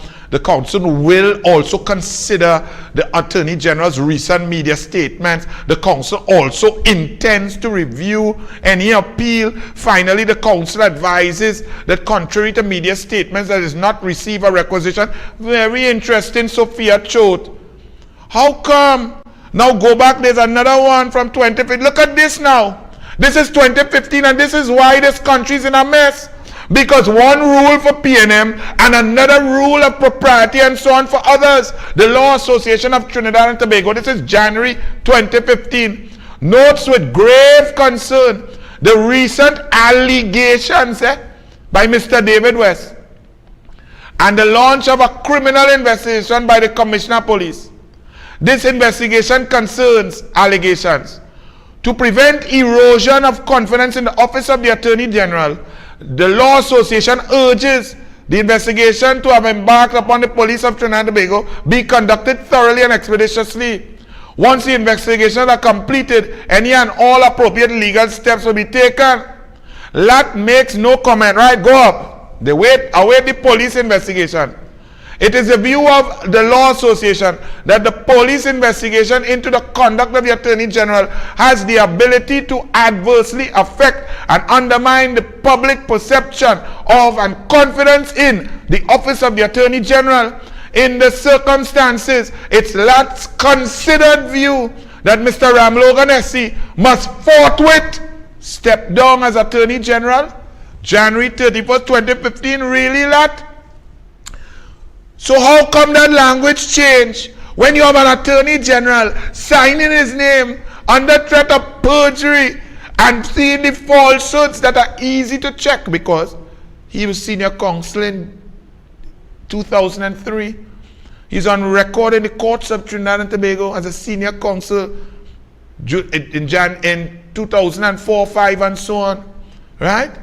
And you see that under penalties of perjury, his signature, and yet you are saying that you're just monitoring, you want to talk to him, you want to monitor, but when it was Anand Ramlogan with just allegations of which Anand Ramlogan had denied any involvement whatsoever, this man has stayed silent. This is the problem. Why play politics, Law Association? Doesn't an Attorney General in a foreign jurisdiction signing a fraudulent affidavit bring the Office of the Attorney General, the government, and jurisprudence in Trinidad and Tobago into disrepute? And therefore he must step down forthwith. Anand must go forthwith on allegation. But a franco-ment idiot sign nonsense and lies, and you all are monitoring the situation. Sophia Choate. And you are saying it's what, politicians? You seem to be the biggest politician because you can't just simply read black and white and you know what is right. You are waiting to get certain copies of this exact from court record. Why don't pull the court record from the preliminary inquiry in 2004?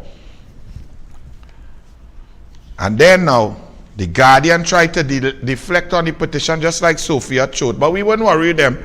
Let me see Avery Sinanan, senior counsel. You don't have that? Image Avery Sinanan. I wonder if I put it there. Yes. You can't show it? All right. And then you have Martin George. Well, they don't have to put them up. But all of these serious attorneys are coming out and saying that they are so disgusted. They cannot wrap their minds around how a human being, Reginald Armour, could be so ridiculous, so callous, so disgusting, so disrespectful, so dishonest. They cannot even understand what could be the motivation to do that. When the truth is there for all to see, where records are kept meticulously. But Choate say she monitoring. And Choate, look at here. Even the newspaper print the whole thing. Right? But I ask you, Sophia Choate, you're saying that politicians are making, you can take down this piece here. Politicians are playing games with this issue. You are playing games. How come you were silent, Law Association, when Keith Rowley misbehaved in public office, went to the office of the president to thwart the merit list that was duly authorized, signed off on by the majority of the Police Service Commission, and influenced another public official, being the president, who then influenced another public official, the then chairman of the Police Service Commission, Bliss C. Prasad, to withdraw a merit list that was duly delivered and should have been delivered straight to the parliament? How come the Law Association was quiet on that? Isn't that your job, to interpret laws, constitution, and so on, and give your independent, apolitical? How come when the AG, the former one, the one who is now the Puya man, when he didn't transfer and he sale of the car, well, how come you all was silent? How, when the AG rent his own building, the former one, the Puya man now, how come you all was silent? When the Attorney General signs an immunity with a witness in a criminal matter, how come the Law Association is silent? Shouldn't we be wanting y'all to inform us? But you talking about politicians? Sophia Chote, shame on you. Your politics is showing. Your petticoat, PNM petticoat showing. Because all of these were silent. When Kamla Prasad Bisesa brought a motion into the parliament to get a tribunal to investigate all of that, where was your opinion? What did you say? What was your opinion on an independent senator sitting in the joint sitting and voting on an issue involving a sister? What y'all are not there to explain to the population conflicts of interest and so on, apparent bias and these legal principles? So what is the Law Association for? When there was tear gas on citizens and use of force policy, I didn't hear the Law Association say anything. When the Judith Jones report was handed in on December 13, 2021, and nothing was done, I don't hear the Law Association's opinion on that. And police are now asking the caregivers, the pedophiles among them, to have integrity. And the essence of the law all over the globe is to protect children. On the side of protection of children, I don't hear the Law Association. The Law Association is very quiet. Is it that you're so close, Sophia Chote, because Reginald Armour in March 2015 became the president of the Law Association? And look at Larry Lala, all of these learned attorneys. Let's say the Law Association's press release this evening on the AG issue is pathetically flat-footed and only serves to undermine public confidence in its operations. Obviously, why has the association chosen to countenance the silence of the AG in the face of the press's publication of his affidavit? In the face of this, surely Armour's silence is untenable in any self-respecting democratic country. If the contents of the affidavit as published in the press was incorrect, he must say so. But if they are correct, and if he really appeared in the Piaco matter as senior counsel, well, we know that he did because we read and cross-examined witnesses, etc., that there is only one honorable thing he can do: walk back to his private life and hide his head in, well, I finishing off that, and I say hide his head in shame. And you have the audacity to question the health and criticize a woman and talk about someone's health, a lady who's older than you, more intelligent than you, and a senior counsel, and you think that's funny? An attorney general who they're looking for up in the States to put you in an orange jumpsuit, you big flipping clown. Why you don't come and tell me that up in the Senate and throw talk? You're not talking in the Senate because you're a little macome. You're bullying ladies, elderly ladies. That's what your mother taught you. Why you don't come with, look, I say, no, come on, give me talk. Give me talk now, Armour. The new word for liar is Armour. Armour's massive mess Attack the Express now. Integrity in public life. Attack the Guardian now. But what people have to ask is Armour and Rowley. There's a double agent theory, you know. And it could be. We need to check it out because I still can't understand. But I can tell you that the actions of Armour in the foreign court aids the people who the state was opposing.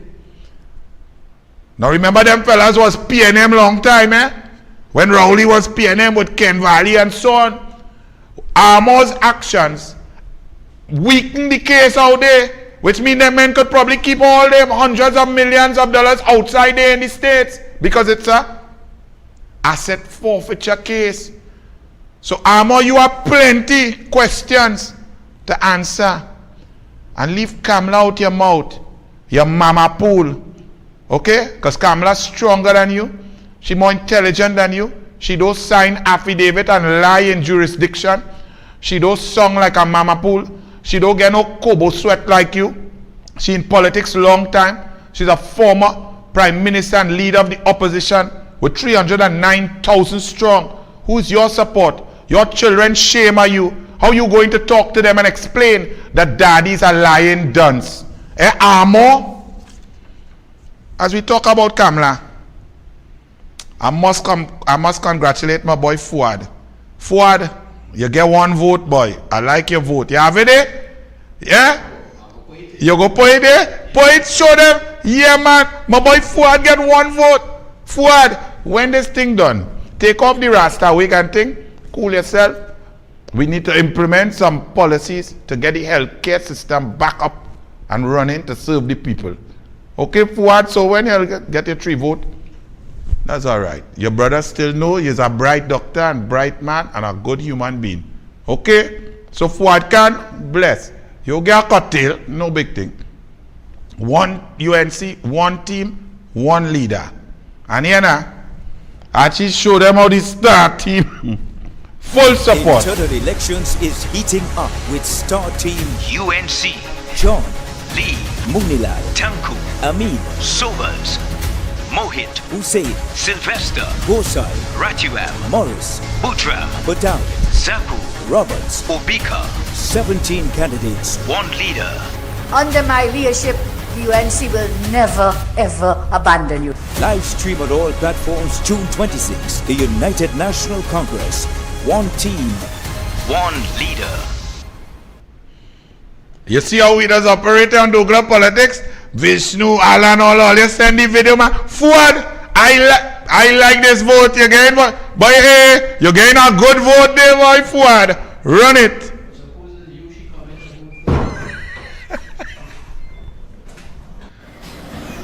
I'm so happy she went and she voted for Fuad Khan in the United National Congress into the election for party leader. Yes. Fuad, oh Lord, to all UNC, all you get out there June 26th, vote, vote, vote. We have to get strong, unite, stop all the pettiness, no argument of in any organization. We all have different opinions, that's good. We can discuss, we can debate. One UNC, one team, one leader. We have to save the country. Imagine Rowley, a parliamentary liar, find Armour, a judicial liar. What you all you want again? PNM must go. Good night. The answer clearly is yes. But for the Attorney General, you have a duty to ensure that you do not engage in any transaction, acquire any position, or have any commercial or other interest that is incompatible with his office, function, and duty or the discharge thereof. That is section 24(2)(b). This is not Dinesh Rambali saying this. This is under the Code of Conduct Part 4, Integrity in Public Life Act, Chapter, it's in 2000 Act, Act number 83 of 2000. I don't remember the particular chapter. So this is what it says here. And I said at section 29(1), they speak to conflict of interests. I want to leave the conflict of interest points right there. That is the section 29(1). I am of the view that what I have spoken about under the Code of Conduct, section 24, that it is somehow applicable. when you go to Section 29 of the Integrity in Public Life Act, which deals with conflict of interest, I have my own views on it. I don't wish to get into it. I think there may be a counter view to it, so I don't want to discuss it and as though to mislead people, right? I'm not saying that I am a senior lawyer when I'm a junior lawyer and vice versa, right? I'm taking a position which, if people read this, they can look at it. But this is where I go back to what I was saying, that Mrs. Prasad-Bisesa must be commended for what she continues to do. Look at Section 33. The Commission, this is the Integrity Commission, Part A, may on its own initiative, or B, shall upon the complaint of any member of the public. So the Commission has a duty to monitor these things in the public domain and of its own initiative, consider and inquire into any alleged breaches of the Act or any allegations of corrupt or dishonest conduct. We are talking about dishonest conduct if you don't want to elevate it to corrupt, right? Certainly dishonest. I've referred to some codes there under Section 24. So you're talking about alleged breaches of this Act. So why is it that you don't see or hear? I'm not attacking the institution. I'm saying, why is it you're not seeing or hearing something so grave, of such importance, that you don't hear from these entities? That is what they have been established to do, to look at the law that governs them, that establishes them, to look at it and understand it, to ensure that when it isn't really, you have been set up to protect the public interest, and therefore, why don't you get involved? And I have not heard anything from the Integrity Commission either. MP, I wanna commend you for bringing that piece of information to the general public, because I was totally unaware that the Integrity in Public Life Act has provisions that governs misconduct and dishonesty, like how you laid it out there. And I want to agree with you that a precedent could be set. A precedent could be set where the Integrity Commission could actually initiate an investigation into alleged breaches by the Attorney General. I want to fully endorse and back you up there. But I just got a message that douglAR Politics audience is actually with us now, and they joined us also. So we want to welcome all those douglAR Politics fans and audience to the show also. MP, but I'm backing you fully with that. The Integrity Commission should launch an investigation. I think that they have a duty to consider it on their own. They should not simply wait on somebody to lodge a complaint. I think they must, that is why Section 33 of the Act is set up that way. So on their own initiative, listen, the AG has chosen to adopt a vow of silence. It doesn't mean that the Integrity Commission must do that. It doesn't mean the Law Association must do that. If he chooses to do that, he is at his own peril. We don't agree with it, but that is the road he wants to pursue. That is the road the Prime Minister wishes to traverse. That is a matter for them. They are politicians. So they have chosen to go that route. Whether on advice, ill-advised or otherwise, that is the matter. That is how they wish to deal with it. These independent institutions have to perform their duties. So when Mrs. Prasad-Bisesa, when my brother, MP for Baratara Sawan, MP Saddam Hussein, when Senator Mark, when those lawyers who have signed the petitions, they are doing what they are doing.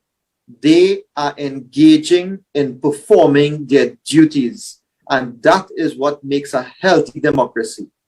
Not what we saw in that one-off foolish social rant that look at the names of people. These people have to be commended. And that is why I took the time. I hope I did not lose your audience. I really apologize if it was long-winded. But I thought that it was important to bring a document which Mr. Amor himself signed to show what it is he was categorizing as the duties cast on a senior counsel. So it's not those 40 people or 40 how much people signed that document now conjuring up and pontificating as though this is what must govern the profession. He himself said it in 2015, signed it as president of the Law Association, and now you're adopting a different standard. There's a word for that I used recently in Parliament, but I don't want to say it. That recently, that that is what you call high class being. Anyway, let's leave that right. That is just simply being hypocritical. Okay, ladies and gentlemen, let me just interject. I haven't said much tonight because my voice is a bit hoarse. MP Rambly, I know it's 9:26. We said an hour, so we're actually an hour and a half. We're almost half an hour behind. I had a schedule. So I wanted I would like to think we are in a position to wrap up. Have we covered everything, or? I have one question. Sure. And the MP, you would have in this entire discussion today, you mentioned the opposition playing a role and holding the government to account. And one of those things that I noticed, I think it is Monday, the Member of Parliament for Barrett Area San Juan, he would have filed a motion of no confidence. So possibly, could you just elaborate a bit more on that and that no confidence motion? Yeah. Okay, so I don't want to step on Mr. MP Saddam Hussein's portfolio, right, and his jurisdiction when it comes to this. But clearly, what he has done is he's utilizing the standing orders of the parliament.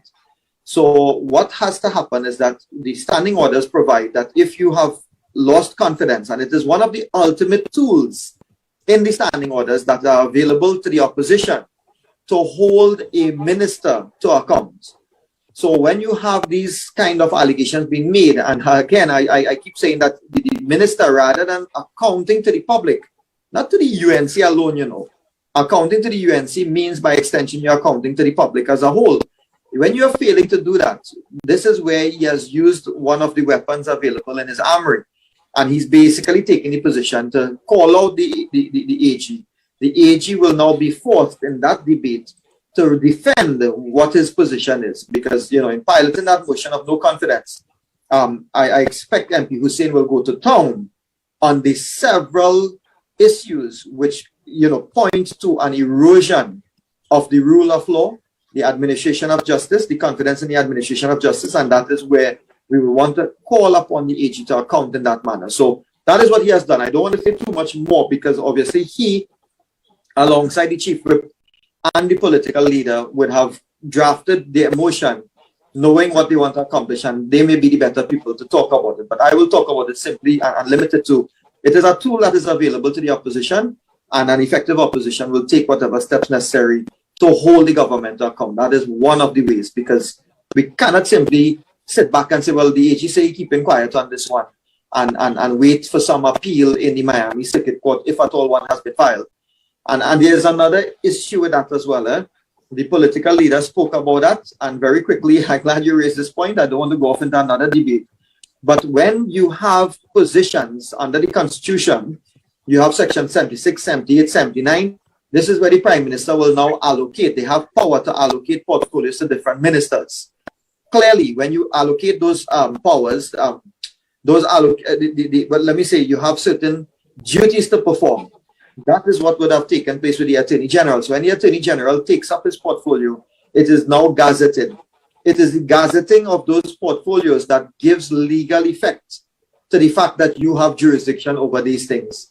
When Faris Al-Rawi was removed, or let's say his appointment was revoked, and Mr. Amor was appointed, they did not take that portfolio which would have dealt with representing the state on matters, legal matters, away from Mr. Amor and put it into Mr. Al-Rawi's portfolio.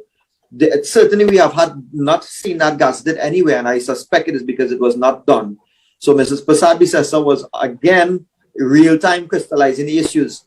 On what authority did Mr. Al-Rawi become the representative person to represent the interests of the state if it was not gazetted in accordance with what the Constitution provides for? So it's all well and good for everybody to say, yeah, the Constitution gives us power to do that.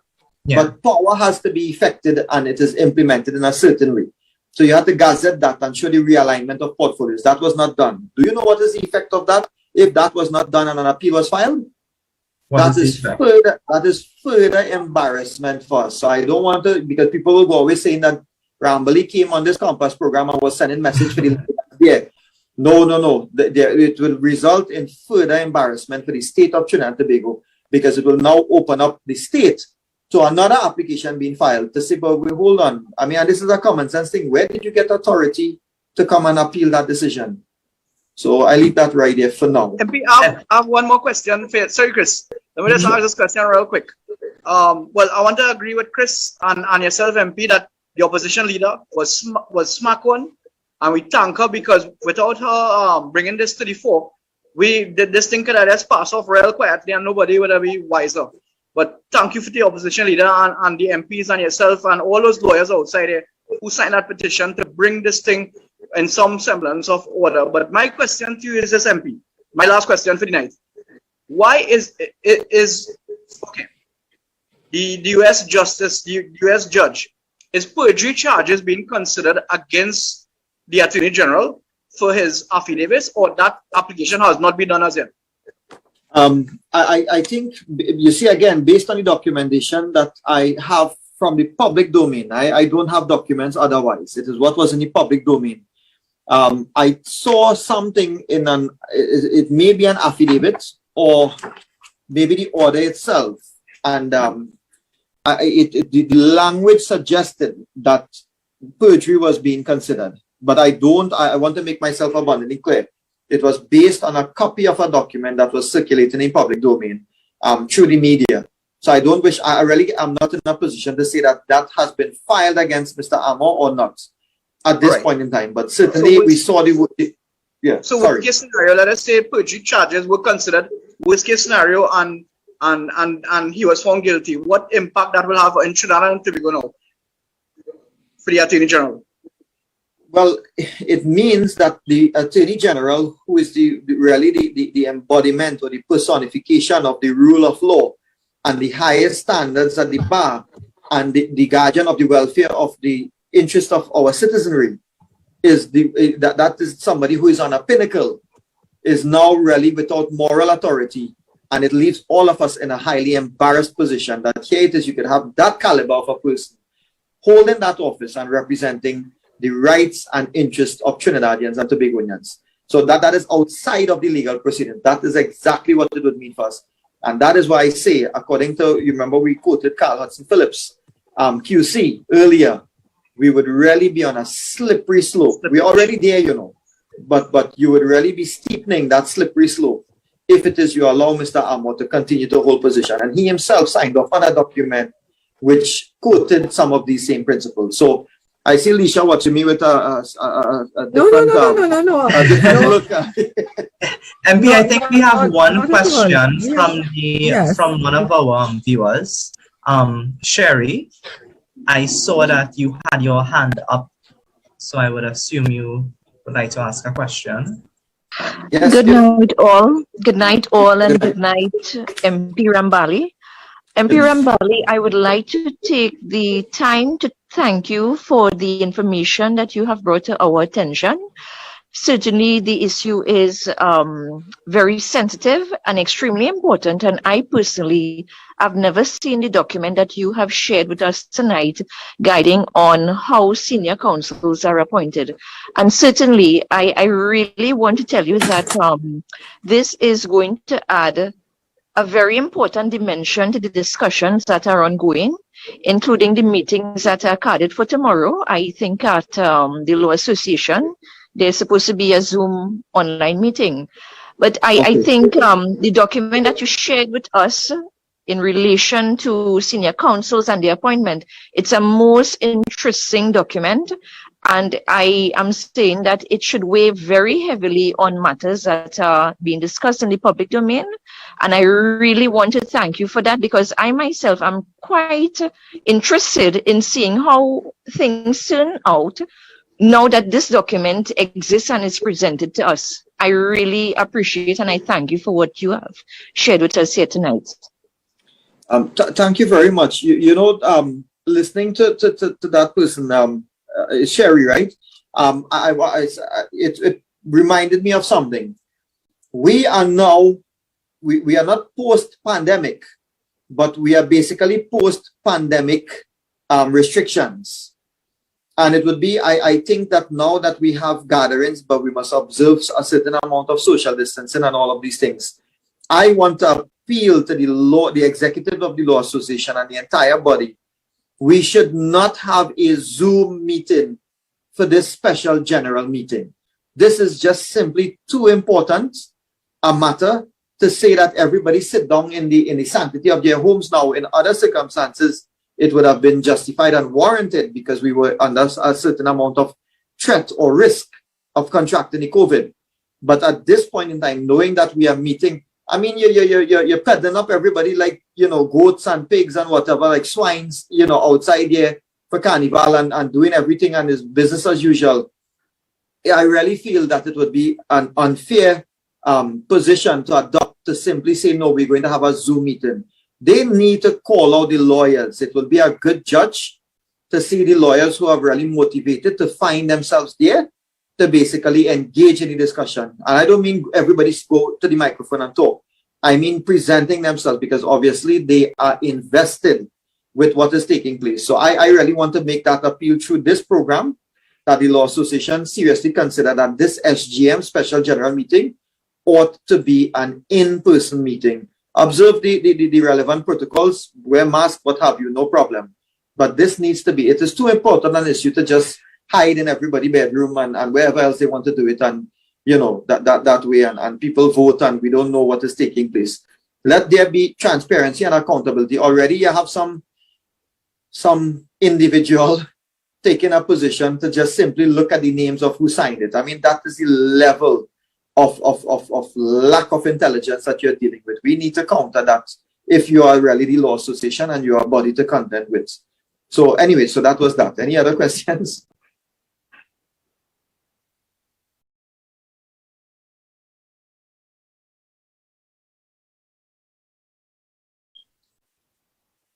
Folks, we only have a few more minutes left, so if there are any questions, now is the time. You can raise your hand and ask it yourself if you wish. Okay, well, not seeing any more. So my fellow moderators, I know you all have been active all night. As I said, I didn't participate so much tonight because of my voice, but any closing questions for MP Rambali? I don't have a closing question. I have one thing to say. Silence is loud. Silence is very loud. And MP, I just want to close by thanking you as Ms. Cherry and Rajkumar. I know she's a accomplished attorney also from the Grandy area. I was a colleague with her at the University of West Indies. And I want to agree with her that the information you brought into this discussion tonight is so valuable. They say that information gives you power. And this whole thing with senior counsel and the conduct of senior counsel, disciplinary committees could pull back the title of senior counsel. All those things are valuable information, and we want to thank you. Please continue to do your magnificent job in standing up for the rights of the people and in upholding our rule of law. Thank you very much, MP. You are a true patriot. Thank you very much for having me. Let me apologize to Ms. Rajkumar. I heard the name Sherry, but I didn't realize it's Sherry and Rajkumar, an attorney at law as well. So thanks for letting me know, and I want to thank her for her sentiments earlier, being an attorney at law. I just want to end with one thing. This is my concluding remarks, and something that I found very it really struck a chord with me, and this is why I would have used it recently at the Sunday press conference. It is E.B. White, who he has written several books, and they are popular literature as well. And his book on democracy, he says democracy can be destroyed by a single zealous man who holds aloft a freedom sign while quietly undermining all of freedom's cherished institutions. And I found that to be apt and relevant, because you can have somebody who holds the rank of senior counsel in the position of attorney general, and while they represent something on the face of everything, they are silently undermining all of the principles that go with the titular head, the rule of law, democracy, the rights of citizens and stuff, the very things that you should be standing up for and representing and promoting. You are silently eroding that vow of silence. You're silently eroding all of these things. So thank you very much, Lisha. Thank you, Safras. Thank you, Chris. Thank you, Ms. Rajkumar. And thanks to everybody who has, they have taken the time to tune in. Today, of course, being a holiday evening. Yes, well, I just want to close off as the president, right? That Silk report, we will be posting the entire thing. I believe it's 14 pages on the Compass Foundation Facebook page, as well as probably one of the UNC pages, right? So if you want to get a copy of it, it will be there. MP Rambali, oh my God, what can I say? I just want to thank you so much. This was such an very detailed, informative, relevant presentation, right? I know you said an hour. We are now 9:42, so we're 42 minutes beyond the expected time. You know, and that just goes to show the sort of commitment we have, right? When we started Critical Conversations, the intent really was to educate and inform the population on critical issues. And the hope was that once people are more informed and educated, they're going to make better choices. The better choices are going to lead to a better quality of life overall for everyone. And listening to the presentation tonight, the quality of discussions and so on, even the material that was presented, I want to say we're moving in the right direction, right?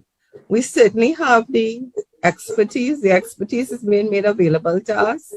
We have the passion, we have the drive, we will make the time. So I do want to thank MP Rambali again. He's a friend of the foundation, always willing to help. I don't think I've asked MP Rambali anytime to do anything and he has said no. He's always somehow found the time. I want to thank everyone who attended on Zoom as well as the Facebook Live. Tonight we had a much larger audience than normal, which was expected because during the entire day, people were contacting me and they were excited about this topic. You know, it is really probably the hottest topic for the week. So thank you all for joining us.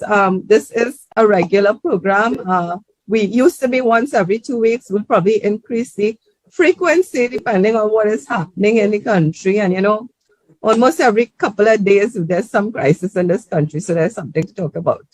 So thanks again to everyone, of course, the Compass Foundation executive members, my co-moderators, the rest of the executive who's always online, always supporting us. I mean, without that core team, none of this would have been possible. So I know the holiday is nearly done, but I still want to extend best wishes for Corpus Christi. And good night. Stay safe, Trinidad and Tobago, and we'll see you all again soon. Thank you.